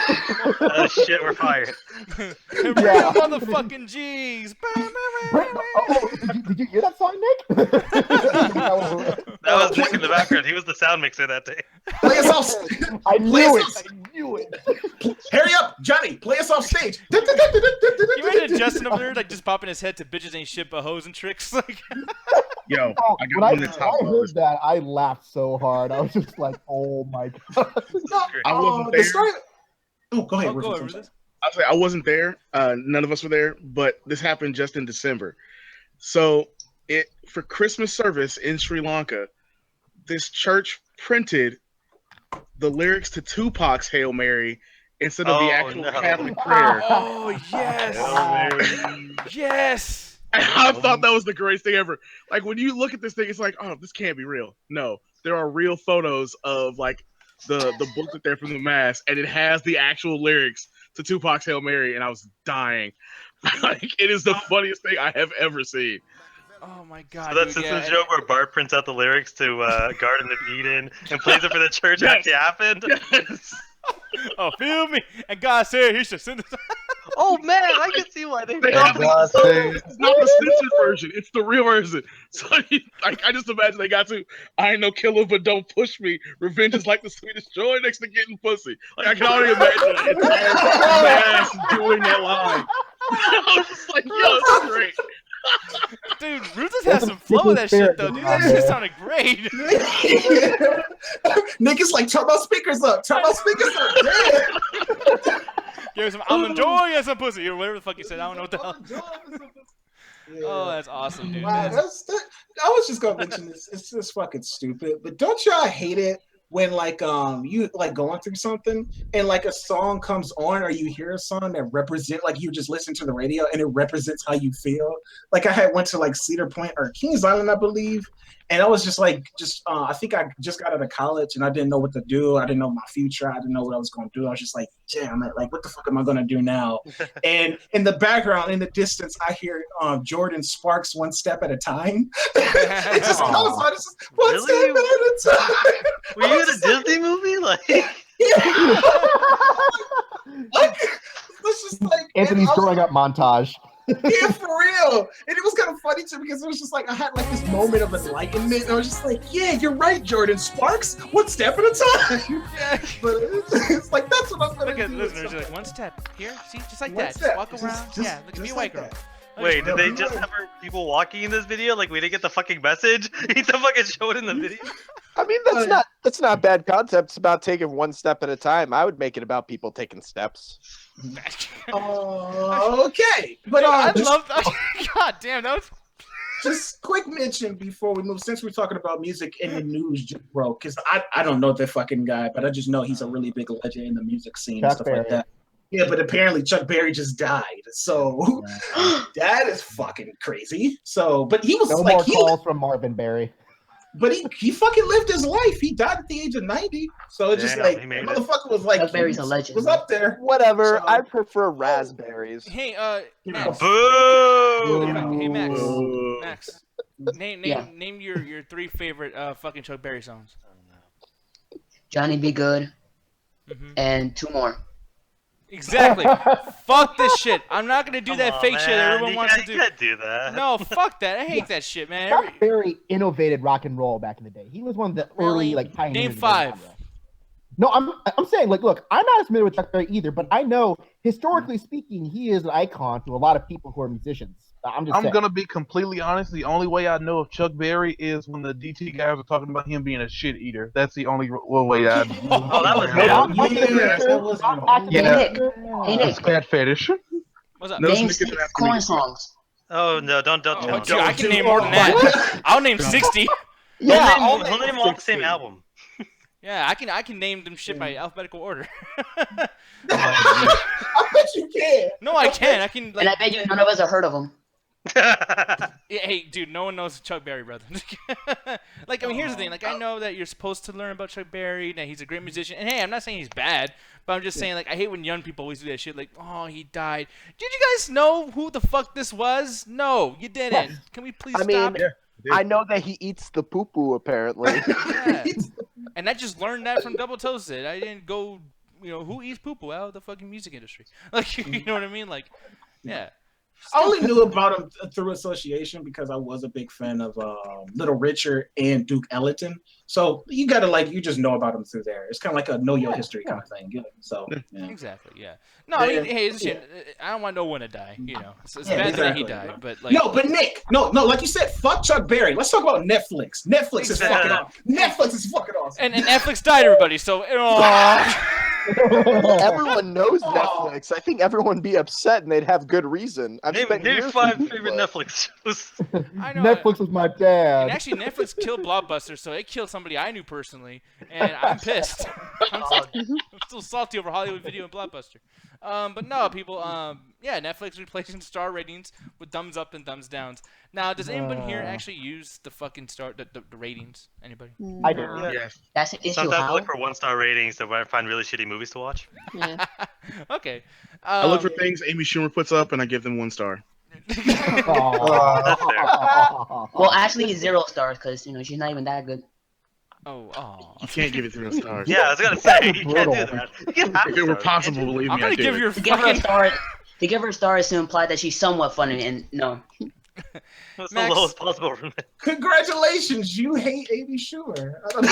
Yeah, like, this is motherfucker. Anyone who's ever done Congratulating me. that. Can I have my medal now? Yes, Hey, Amy you Schumer, get can you 1 please star. fuck Max next time so he doesn't hate you so much? Ew, no, get her away from It's me. Amy Schumer. It might happen. Jesus. Okay. This show really turned into a train wreck. Yeah, thanks, Nick. Yeah. No, I'll give him that one. That was well timed. No, Thank you very much. The funny thing about Netflix is they're actually adding a whole new features and stuff like that. And it's kind of funny that most online applications are adopting the whole thumbs up, thumbs down system. I don't know why that's a trend. Like we Because really Facebook like to probably. probably Less so. thinking. Probably get that too. So that's interesting too. Apparently, going from 1 to 5 is too hard for most people to comprehend. Okay, but the thing is the thumbs up, thumbs down means did you kind of like it or did you love it? What they should do is take Amazon's Amazon's thing of there's a 5-star rating, but they also show you the number of people that have rated 5-star versus 1-star. It gives you the breakdown of all the numbers. They should do that because this is 5-star, but only one person 5-star rating it. Everyone else is giving it a 4-star. So it's I think that the okay. thumbs up, thumbs down, that's a pretty solid system when you're coming to high quality content, especially with videos. Because look at YouTube, man.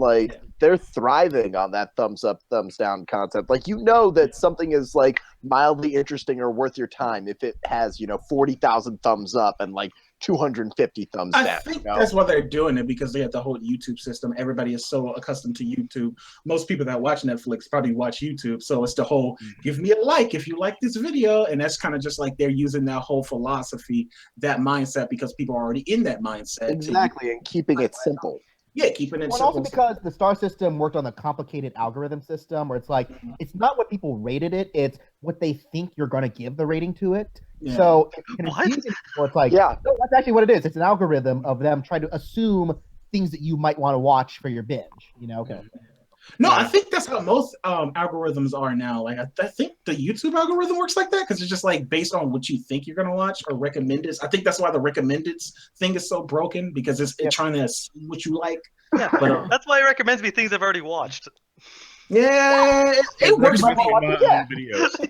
That's the funny thing about it is like I'm the only one that doesn't complain about that system because it actually recommend every time it recommends me something. I'm like, damn, that's a new channel I'm subscribing to. Like it's good fucking content.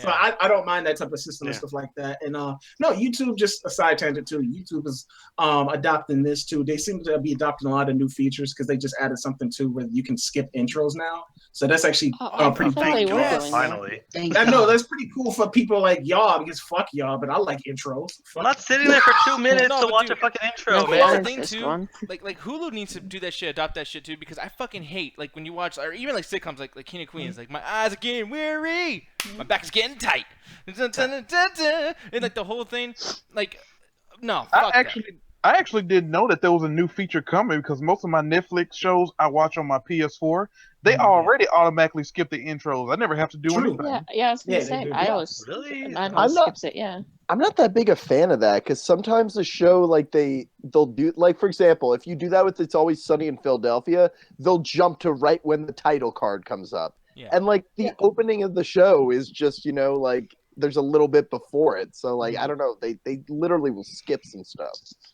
Yeah, no, I mean, I don't know, man. Like, they have to do something. Like, I know Louis literally just took out intros completely. Like, he's like, yeah, you guys know what this is. Like, I put the fucking logo of the show, boom, you're done, whatever. Yeah. But, like, shit like, I mean, I love Bill Burr, but, like, the F is for family thing, dude, that shit takes forever, man. I That's- love that opening though, dude. I I do. love I do watching too. Or just any anime ever. Now that I will agree because anime intros and openings are fucking too long. And that gets Those are hard. Exactly. Every Dude, anime any has that Netflix annoying show has tone. like 2-minute intros. It's ridiculous. But Like, the thing is, they put a lot of effort into those intros. Like for me Yeah, they do. personally, being a TV guy, intros are part of the show. I feel I like agree. it is a part of the Yes. episode. So No, I agree with you, Justin, because I was just about to say, especially when you're watching it with somebody too, because I know when me and 90s and Trey watch Star versus the Forces of Evil, we don't skip the intro because it's part of the experience of us watching it. We always sing it along, or bringing up like a bad example, I guess, but just watching the Luke Cage intro over and over again with like Nick and Allie and stuff like that. Granted, they didn't like the intro, but just the experience of just watching it with them and stuff like that. I do It understand. was Me and fun. Allie, we would play the song. We would actually sing the song throughout the entire show. So I understand why that's kind of a bad thing. But With TV, and by singing, they would make up lyrics to it. Yeah. with, They would- well, with there were some TV good though, beats, but with TV, an episode comes on once a week. It's not like you're watching episode one after the other. If you're gonna marathon a whole bunch of episodes straight through, you don't want to hear the intro over and over and over again. Maybe that one Exactly. time, and then I think in that context, intros don't work. But if it's just if an episode comes on once a week, then yeah, you're gonna hear the intro. But it's been a whole week. And speaking of a whole week, and speaking of marathoning, I'm gonna just jump right into this because we're about to, be doing. Yeah, you know what this is, girl. You know what this is. It's Flex and True. Why do fucking Tarzan or Jungle Book? Whatever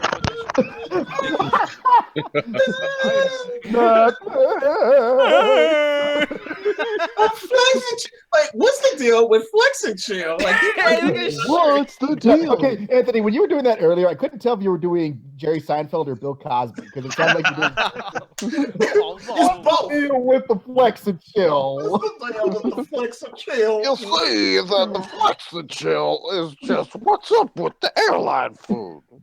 Oh no, this is more than that, man.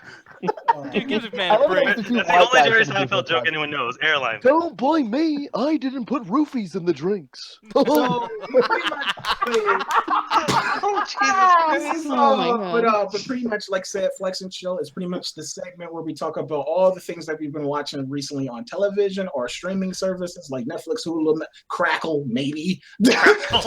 Maybe. Snap, crackle, pop. Yo, yeah, the only crackle I need is in between snap and pop. Get the fuck out of here, crackle. Do a actually.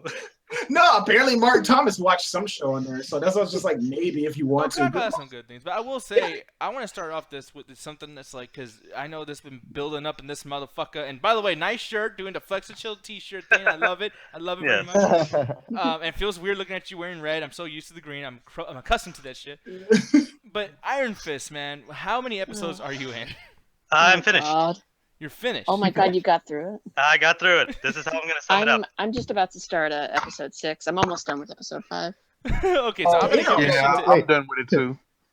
yeah, so I'm gonna get this shit to Alan really quick. Damn, yeah, you tied. So, why did you go? I don't away? know. I was literally texting like people during the fucking episode, and everything that came back was, "Why are you still watching this fucking show?" I don't have a good answer. The show is boring. That's the worst part about this. Nothing interesting is going on. I fell asleep watching it last night. The single worst part about this fucking thing is there's a fight scene in every fucking episode, and all of them suck. Oh, the fight choreography is terrible. They're so rehearsed and slow. But what about his Oh, the fist? police. Oh, here come the cops. Don't talk about Iron Fist. Yeah, because like somebody will throw a punch right, and it's so slow, and then someone's just gonna go like that, and it's like, did you try to hit them? Is this a dance? It's like compared to Daredevil, the fights are much better in Daredevil than Arthur, and that's a shame. Compared to Luke Cage, the fighting sucks. Daredevil has great fighting. It does have great. That's the thing. Daredevil has great fighting, and even though it doesn't have a lot of fighting, all the fights are great. With this, every single fight except for a handful near the end are boring.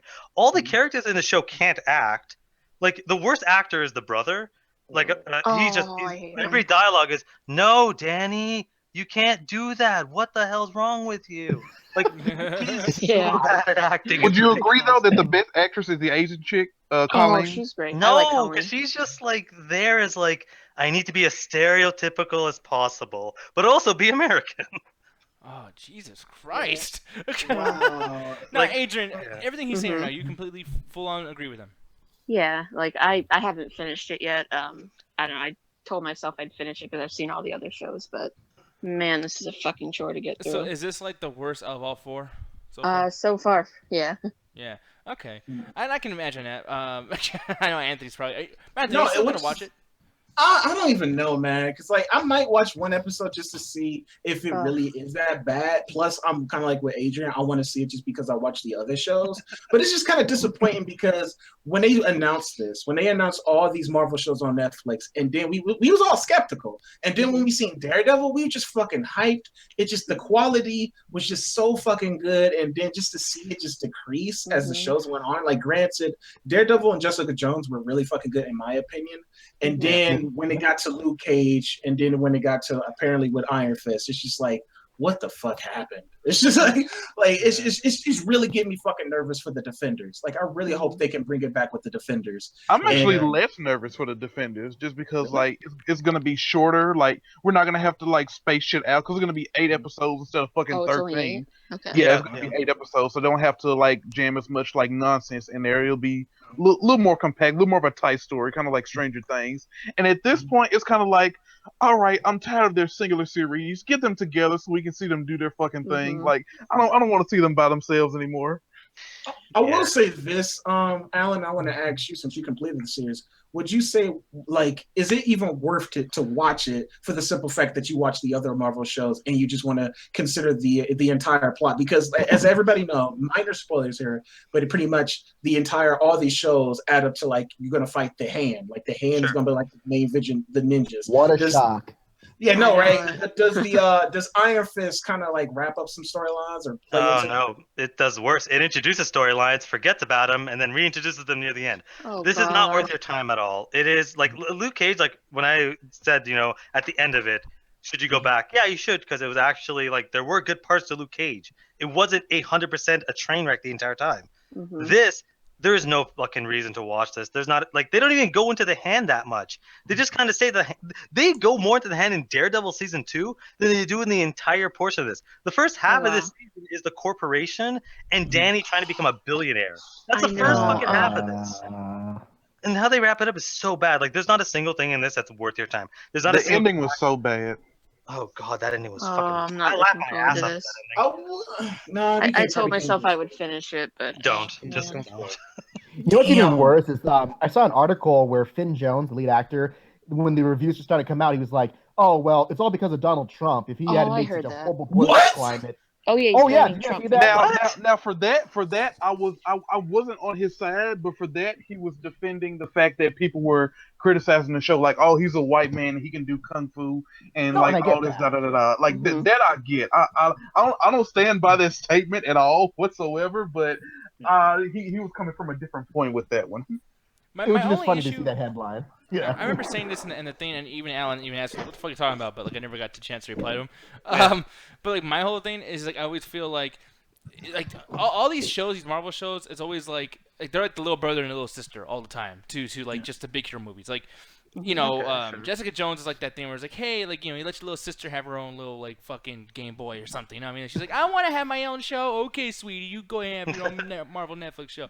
And then Luke Cage comes like, hey, you know, black people don't have a show that's about superheroes. Okay, you can have the superhero show. It's blaxploitation. Go ahead and run with it. Daredevil, it's like, he's blind. Oh wait, no, he's not. Don't get on this again, man. Come on. Dude, that's geez. fucking Here so we go. stupid, dude. I fucking hate No, Daredevil. he actually really is blind because like there's certain shit that he really can't see. Like if you had like a digital clock in front of you, Rashad, he this can is see a that. trap. Yeah, exactly. Rashad, I'll get out my I've, vodka. I've spent Bless- hours one by one, like one-on-one arguing. But Rashad, like I'm not even like calling you the joke anymore. I'm literally just calling you Rashad. Bless your soul, buddy. Because don't do it. Don't do No, it. you don't have to. You don't have to be like. Well, I was fucking around. I was just trolling at that point, you know. But I mean, I still feel that way. Like I'm being serious. Like I mean that. And that's the fucked up thing about it, Nick. I wish I could. I wish I could be like, okay, maybe you don't like Daredevil. Maybe watch the other shows. But I can't even do this now at this point. It's just like I can't even do that now. But like It's what I was just- trying to say though is like, you know, and then the Daredevil I was gonna say is like it's just it was the first, it was new, so it was like, oh, like this is a new concept. Like holy shit, like a badass TV show about and then this area, like it was new, so I get it. You know what I mean? Sure. But like this show, it's just it's the same thing that those other shows was, but except it just does that same story of like, hey, white guy can do everything. He's the greatest at fucking everything because he has to be, and fucking, you know, everything's great for him. He's awesome, powerful, all that shit. Oh, but wait, he has a backstory. His parents died. Oh, well now everything's okay. It's cool that he has. Gee, his we powers. haven't heard that before. Yeah, and I'm like, dude, like this is why I don't like Batman. This is why I don't like Superman. I don't like Flash. I don't like any of this shit because it's like the story is fucking stupid. Like I don't care about the backstory. Just go beat shit up because that's obviously all you give a fuck about. If you can't tell me a story that doesn't involve your parents dying for the 50th fucking time, like it just. and that's not a So problem. are you guys willing to finally admit that the Marvel Netflix shows at this point have become just them trying to do the Marvel movies on a TV show budget? Yeah. Because you've got Daredevil, Yeah. who acts like Tony Stark and essentially is in the same position. He's not the most powerful, but he's definitely somebody to deal with. Yeah. You've got Jessica Jones, who's the outright like true superpower, like jumps high, can punch through everything. So she's your essentially, you know, combination of Captain America and Thor to a certain degree.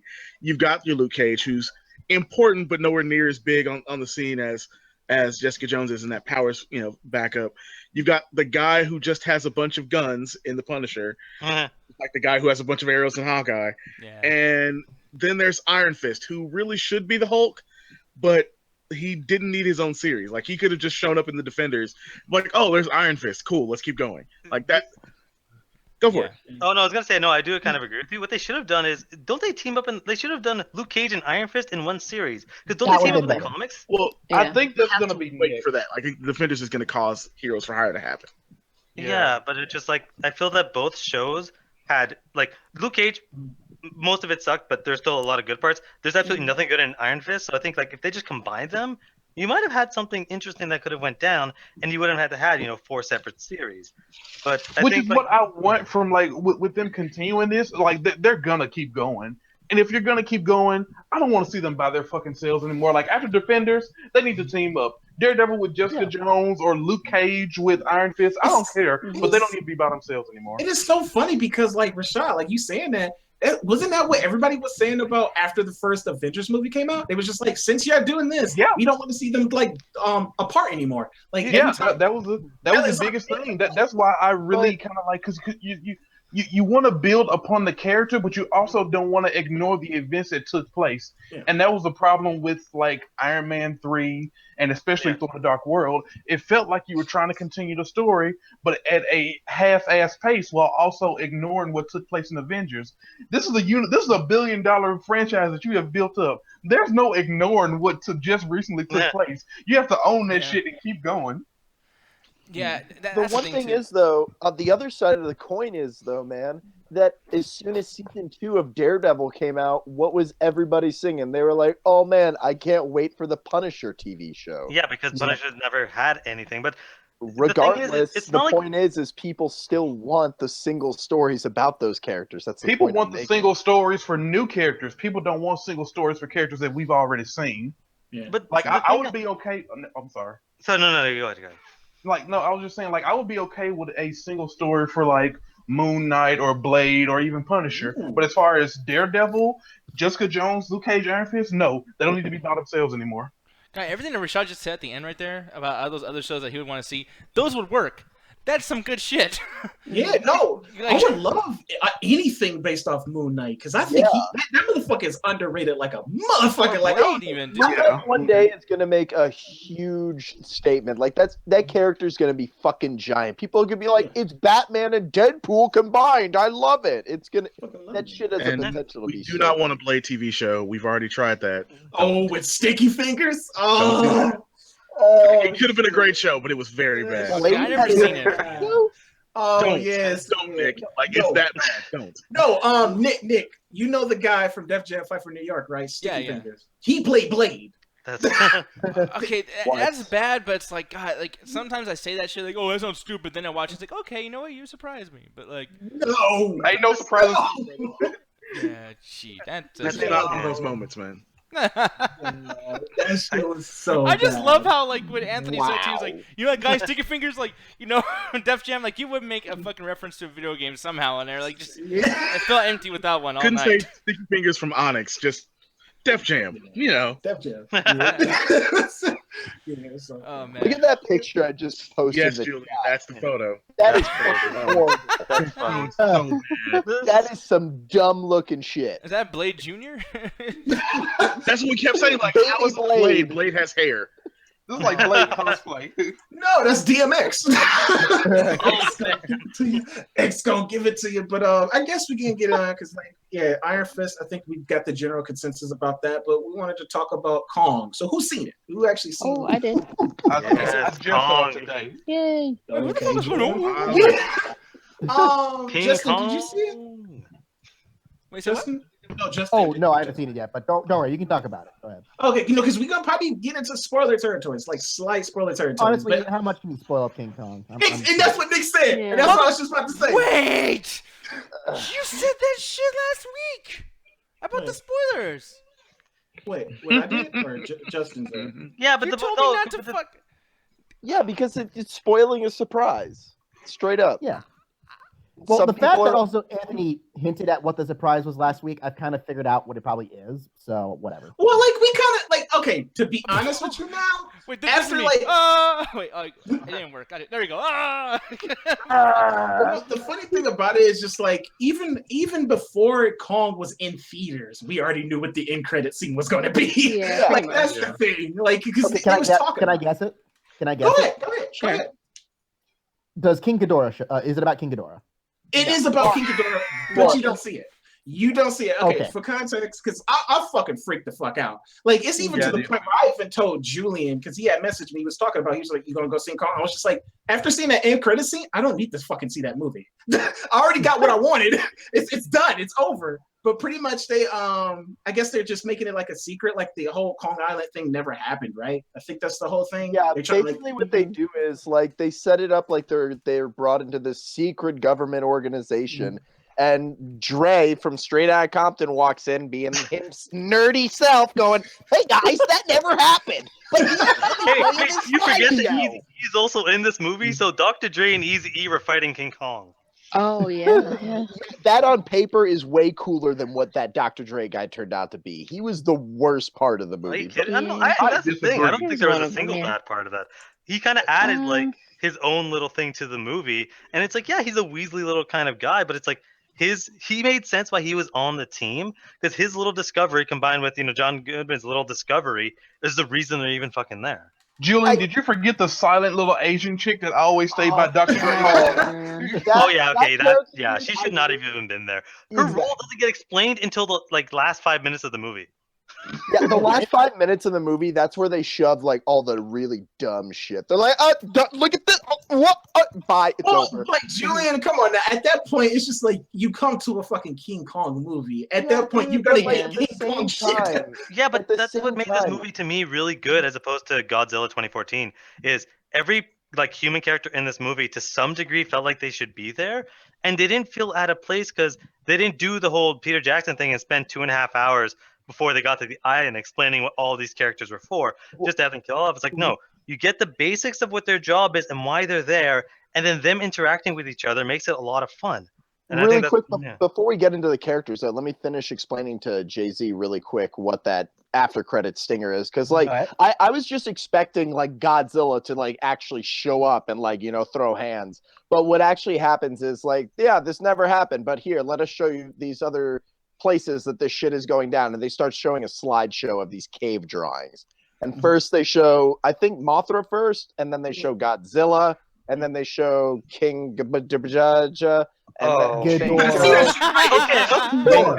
No, you say that shit right. Put some respect on it. Hold on, King Ghidorah. Okay, put some respect on it. But yeah, and then they show Godzilla and King Ghidorah facing each other. And it's that music is amping up, and then it cuts to black. You missed one. I'm about to fucking nerd out, motherfucking which you with La La Land. I'm about to fucking geek out. You missed one. You missed fucking superhero movies. Did they show Gigan?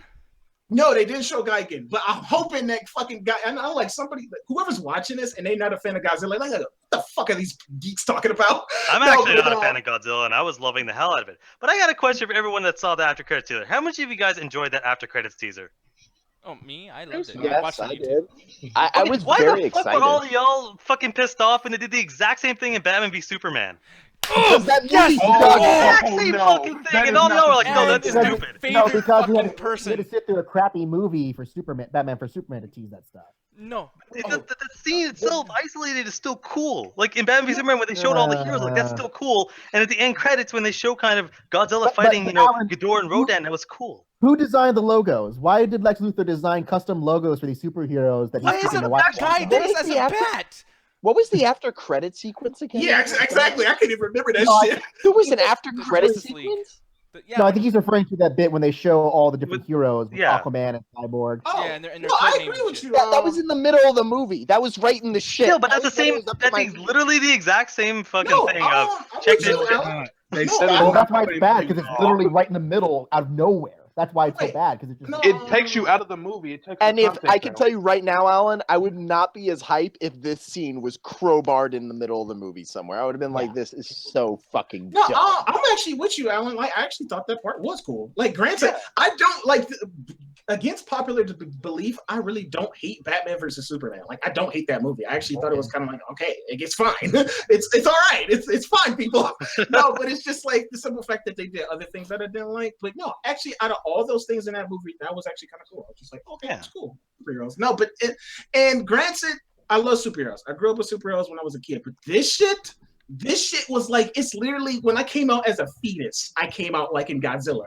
So it's just his mom Warner Brothers help with this distribution. And there's the Godzilla movies are trying to set up their own cinematic universe under Warner Brothers that's doing better than the DCU right now. Yeah, exactly. I'm just so hyped because it's just a childhood dream finally being realized. Let me ask you this, Anthony. Shouldn't they do a trailer Mortal Kombat, Godzilla, Gigan, just name all their fucking guys, just as they go on, At one point, they definitely will. That might as well have been the after credits teaser, man. I mean, yeah, that's pretty much what it is. Dude, I'm telling you, that shit could have been a character select screen. I fucking it was just so badass, dude. And I watched it on a YouTube video where the fucking person had it in World Star mode, he had it sideways, and vertical, whatever. I turned my fucking laptop sideways on my lap, like, ah! No, I fucking screamed out loud, and my mom was like, "You all right, baby?" Because she thought I fell out my chair again, and I was just like, "No." That's apparently a constant thing that happens. So. I'm just like, no. God fucking Zilla is gonna fight King Ghidorah in the next movie. Me and my brother watched like the fucking original movies. Like we used to watch. We have those DVDs, like Godzilla versus Mechagodzilla, 2, 1, and 3, Jet Jaguar. I'm about to get really fucking nerdy. Mechagodzilla, Gamera. Like Jet Jaguar. Oh my god, Jet let's go. Jet Jaguar is gonna be a Pacific Rim. Okay, they're gonna have Godzilla versus King Kong, and the after credit for that movie is a bunch of military guys are gonna be like, "Yo, we got to stop with these giant monsters. What are we gonna do?" Someone throws a folder down. Pacific Rim Project. Man, they need to not cross over those properties. They are crossing over those properties. I'm pretty sure it's confirmed at this point. Actually, Julian, they're selling toys now, and like literally it says MonsterVerse behind the kaiju in Pacific Rim and the Godzilla and King Kong toys. So it's like this shit's happening, brother, and you're gonna love it. You're gonna fucking love it, Julian. Why are you so upset about this? I guarantee you, the aliens come back. The aliens come back with King Ghidorah, and Godzilla helps out the Jaegers to fight the aliens. I guarantee that's coming. I think the style of the monster design is really different between the two things, and I just don't know if it'll work. Like even the style, like the approach that they're going with this new Kong movie. Like they pointed this out in the DT review, like which I just watched yesterday because I didn't want to watch it before I saw the movie. Very specifically, that movie is shot during the day. And Pacific Rim was specifically like all night stuff because he was going for, like a different comic book type of look. But they had daytime shots in Pacific Rim. Like it wasn't super clear, but they did have daytime shots. None of the big fights were like in broad daylight, like clear as day. Like they were either dark with, neon lights everywhere, or they were like 300 feet in the ocean. Yeah, because they had to save money, so they didn't have to film action scenes. Yeah. Okay, but my point is that I feel like the two movies have almost a similar tone, but like they're pretty different, and I don't know. I feel like they're gonna need a really fucking good script and some good characters for that to work. Because Pacific Rim, with its characters and dialogue, 100% fails. But King Kong, it doesn't fail as hard. Yeah, like it works.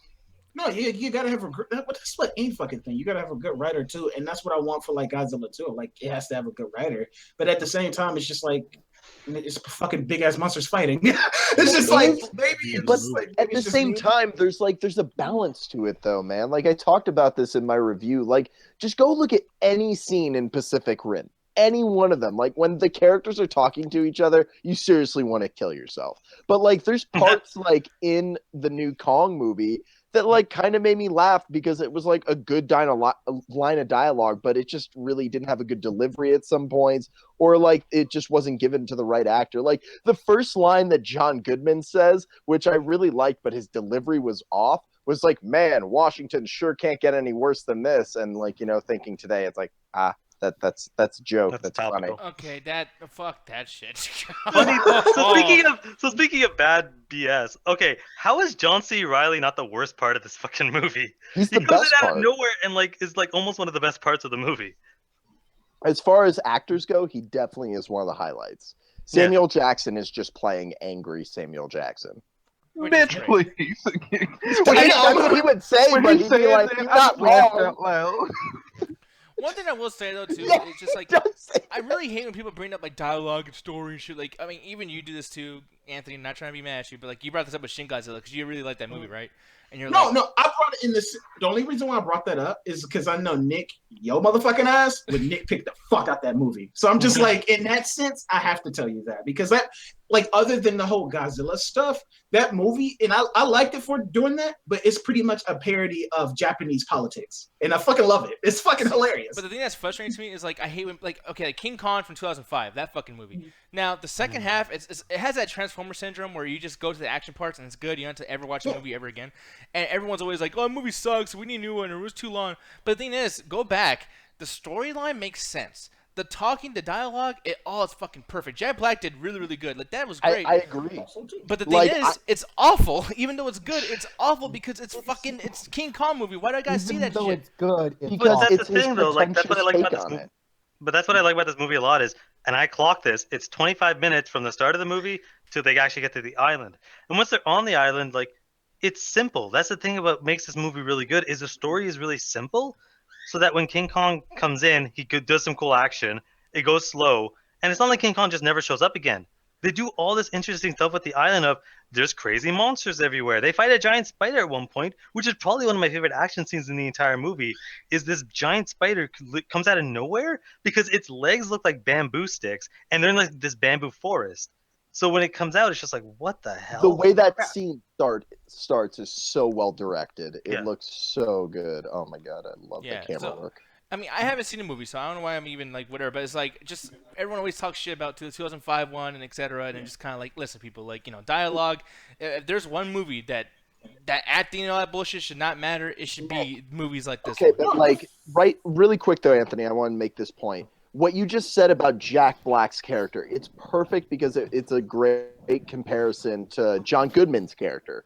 They're basically the same character for like all intensive purposes here. Mm-hmm. And what he does in this movie, John Goodman, I didn't feel like his character gave a fuck. Like the way that he portrayed him, he just looked like he was some politician or something. But Jack Black's character in that movie, I was like, wow, this guy's passionate. This guy wants to make a big fucking movie about whatever the fuck he wants to do. Actually. Yeah, well, there you go. At least he's bringing something. Yeah. What I didn't like from John Goodman was it's like, dude, do you care about the money? Like, what are you in this for? Like, I get you're getting a paycheck, but like, why the fuck are you standing here? Like, even like, I don't want to spoil anything, but there's so many good scenes that fill this movie. It's just the only thing that you can really talk about that pulls the movie back, Nick, is that the dialogue in some places doesn't work, or it's the performance that is unbalanced with it. And one thing that we'll say too, really quick, just since we are talking about acting and shit, Tom Hiddleston. Why the fuck do people like that guy? He was good in this movie. He's charismatic. He was good in The Night Manager. That motherfucker makes me sleep every time I see him, man. Like, holy shit. Like, I've never seen such a... Yeah, I don't know. He was fine in the movie. I really did enjoy it. Yeah, critics aside, I just want to geek out. That's all I want. It's just like, it's like, how about Khan? You know what I mean? That's all I care about. Yeah. I mean, I will say that the action's amazing. I'm so glad that my theater has really good speakers because when Godzilla roar went off in the end credit scene, I really geeked out. I'm on Godzilla's side. I'm a big Godzilla fan.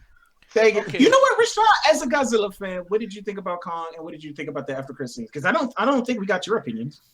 As far as specifically the after credit scene, I liked it. Like I got hyped about it. Just seeing Ghidorah facing off with Godzilla, and just for the record, like this is just my theory. I think it's gonna be Rodan and Mothra versus Godzilla, and then King Ghidorah is gonna show up in his own movie, but that's a whole nother thing.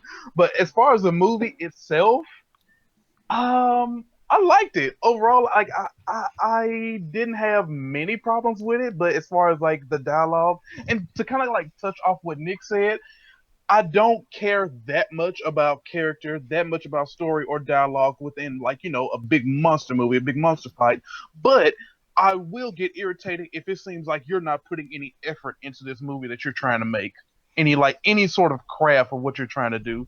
That is what will get me. And with this movie, I didn't get any irritation about low effort. Like I think that like with what they were trying to work with, they did a pretty good job at what they were trying to bring. Because the cinematographer like went out of his way and like did a bang up job. Like every shot is like fucking. A little bit of trivia: the same cinematographer for this movie is the same cinematographer for Batman vs Superman.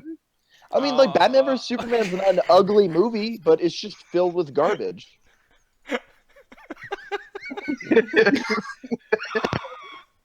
Wow. I love Julian's face when he said that shit. He was just like, well, fuck you. No, that's the thing though. It's just like at the end of the day, it's just these movies just make me feel like a little kid again. And like I said, I just want to geek out at a point. Like I want this, like granted, the writing, the dialogue, the characters and stuff like that, because that is a big miss against Godzilla 2014. That's one reason why I don't go back and watch it. Because after Bryan Cranston dies in that movie, fucking weirdly, I might like to add, but after he dies, you kind of feel like he's missing something. Like the life just kind of sucks out of it until like the actual very end. And you just like, yeah, fuck yeah, Godzilla. But like, pacing-wise, I think that was good too. Because one thing I will say is that the first half of the movie, this is Bryan Cranston's movie, and the second half is like, nope, it's the Reptiles movie.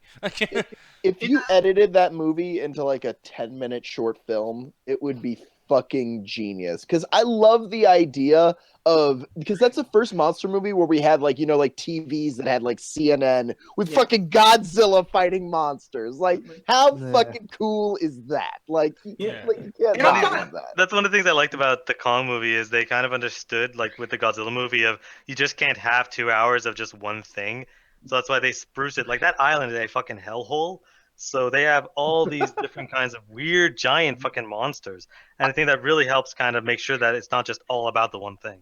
And the first 5 minutes of the movie, they really say like, fuck you, Godzilla. This is how you hide your character while still showing him.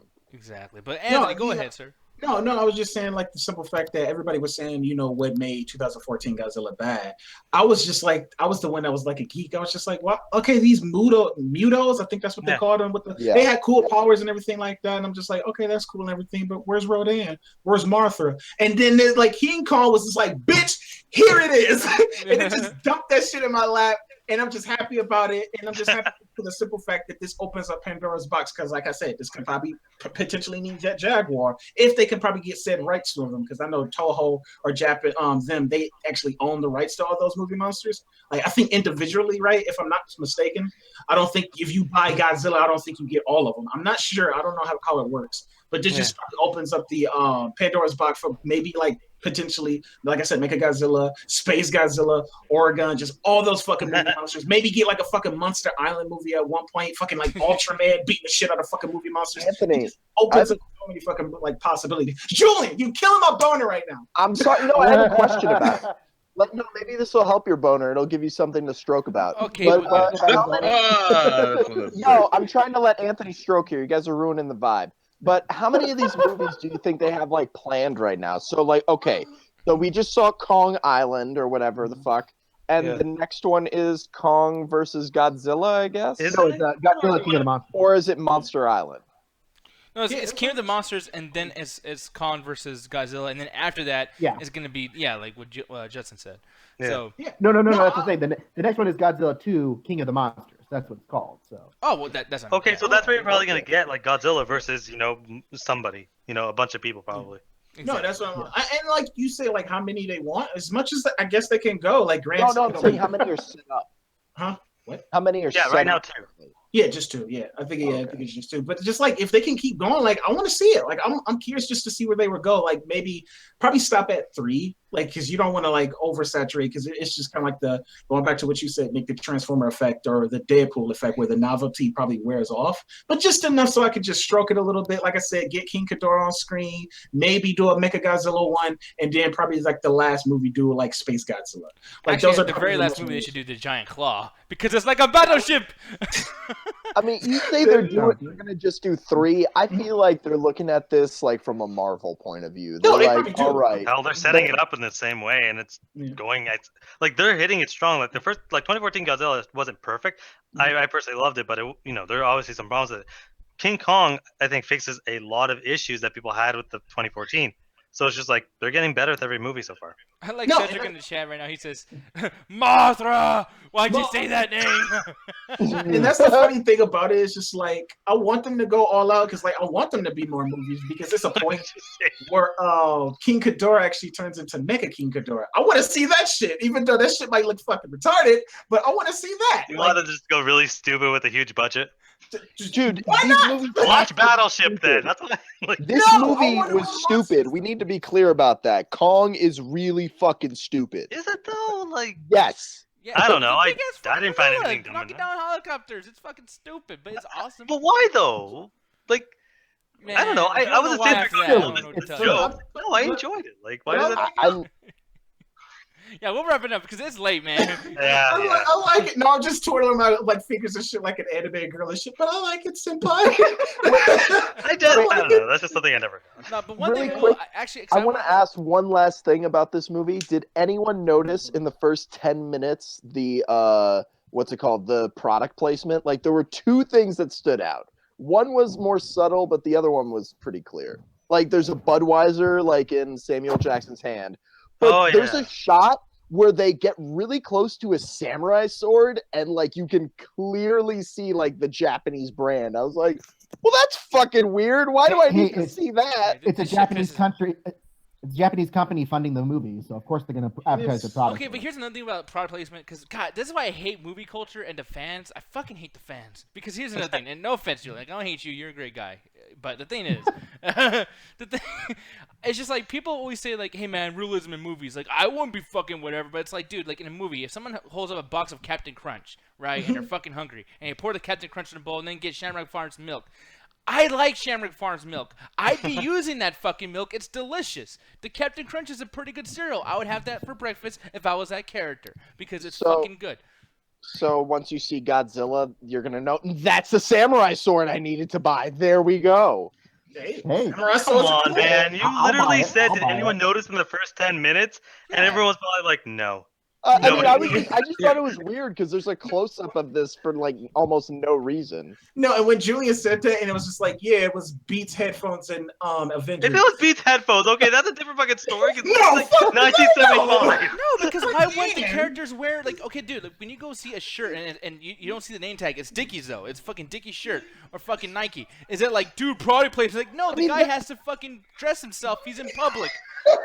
Guys, I want modern day products in old movies. I want to see like a 1940s movie and like Beats headphones. Someone's wearing it while on a laptop.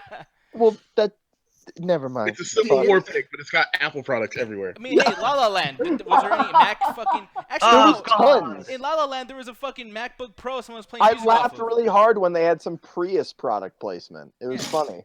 And the MCA is brought to you by Hexagons. Think outside the box. Yeah, think outside the fucking. Think outside the shape. Hey, real quick, I just want to give a quick shout out because March 21st, this Tuesday, is when Dave Chappelle's new specials come out. Oh snap! 2 of them come out at the same time. All right. And Jim Norton just had one come out this past week. That's amazing. It's Amazing Hour. No, Right, so he actually even released this trailer where he was like, "Hey man, went to the store, got me some groceries," and then the crowd's like, "Ah!" Oh, so that's actually next week too. So actually, people. So if you watch that short, the stand-up comedy special from Dave Chappelle, watch it. Come on the MCA and talk about it. Probably the midweek or the Saturday. We probably say. Make sure to do it to people because he's sad. Look at the guy. Yeah. I mean, Also torrent it views. because if he makes too much money, he'll just never do another thing again. What do you say? Okay, That's not how that works, Alan. Alan. Any other time, I would agree with you, Alan. But everybody fucking and their mama and their grandma, their fucking dog has Netflix. So it's just like, but that's the problem, though. He was so popular and people were so up in him That's that not why he quit, left, Alan. man. He Yeah, quit that's because other white reasons. people were running up to him yelling the N-word, and he was like, "What the fuck did I do?" I was gonna say enjoy, just don't enjoy it too much. Nick, it's our last call on bullshit good times because this shit getting pretentious. Okay, come off this shit. No, I mean, it's always pretentious. These fucking moviegoers. Fuck you, damn. Julian, That's Justin. what happened. He said that himself.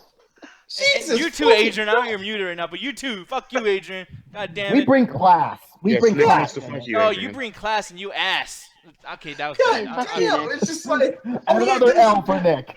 like Rufus is just like, yeah, Dave Chappelle, man, watch it, man. That shit's gonna be fun. Oh no, don't watch it because he's getting too popular. Hipster glasses. No, that's the thing, because he'll leave. No, Dave Yeah, Chappelle, that's what I realized. he left for years because he's like, I don't like it. It's like, That's not that's why how he left. kind God, of, no, that's not why he left. that's how his success works. And Turn the light on, Nick. Get us the fuck out of here. Okay. Turn the light on. Closing time. Stay in the light. Stay in the light. No, but before we do that, though, I just want to say just a quick reminder again.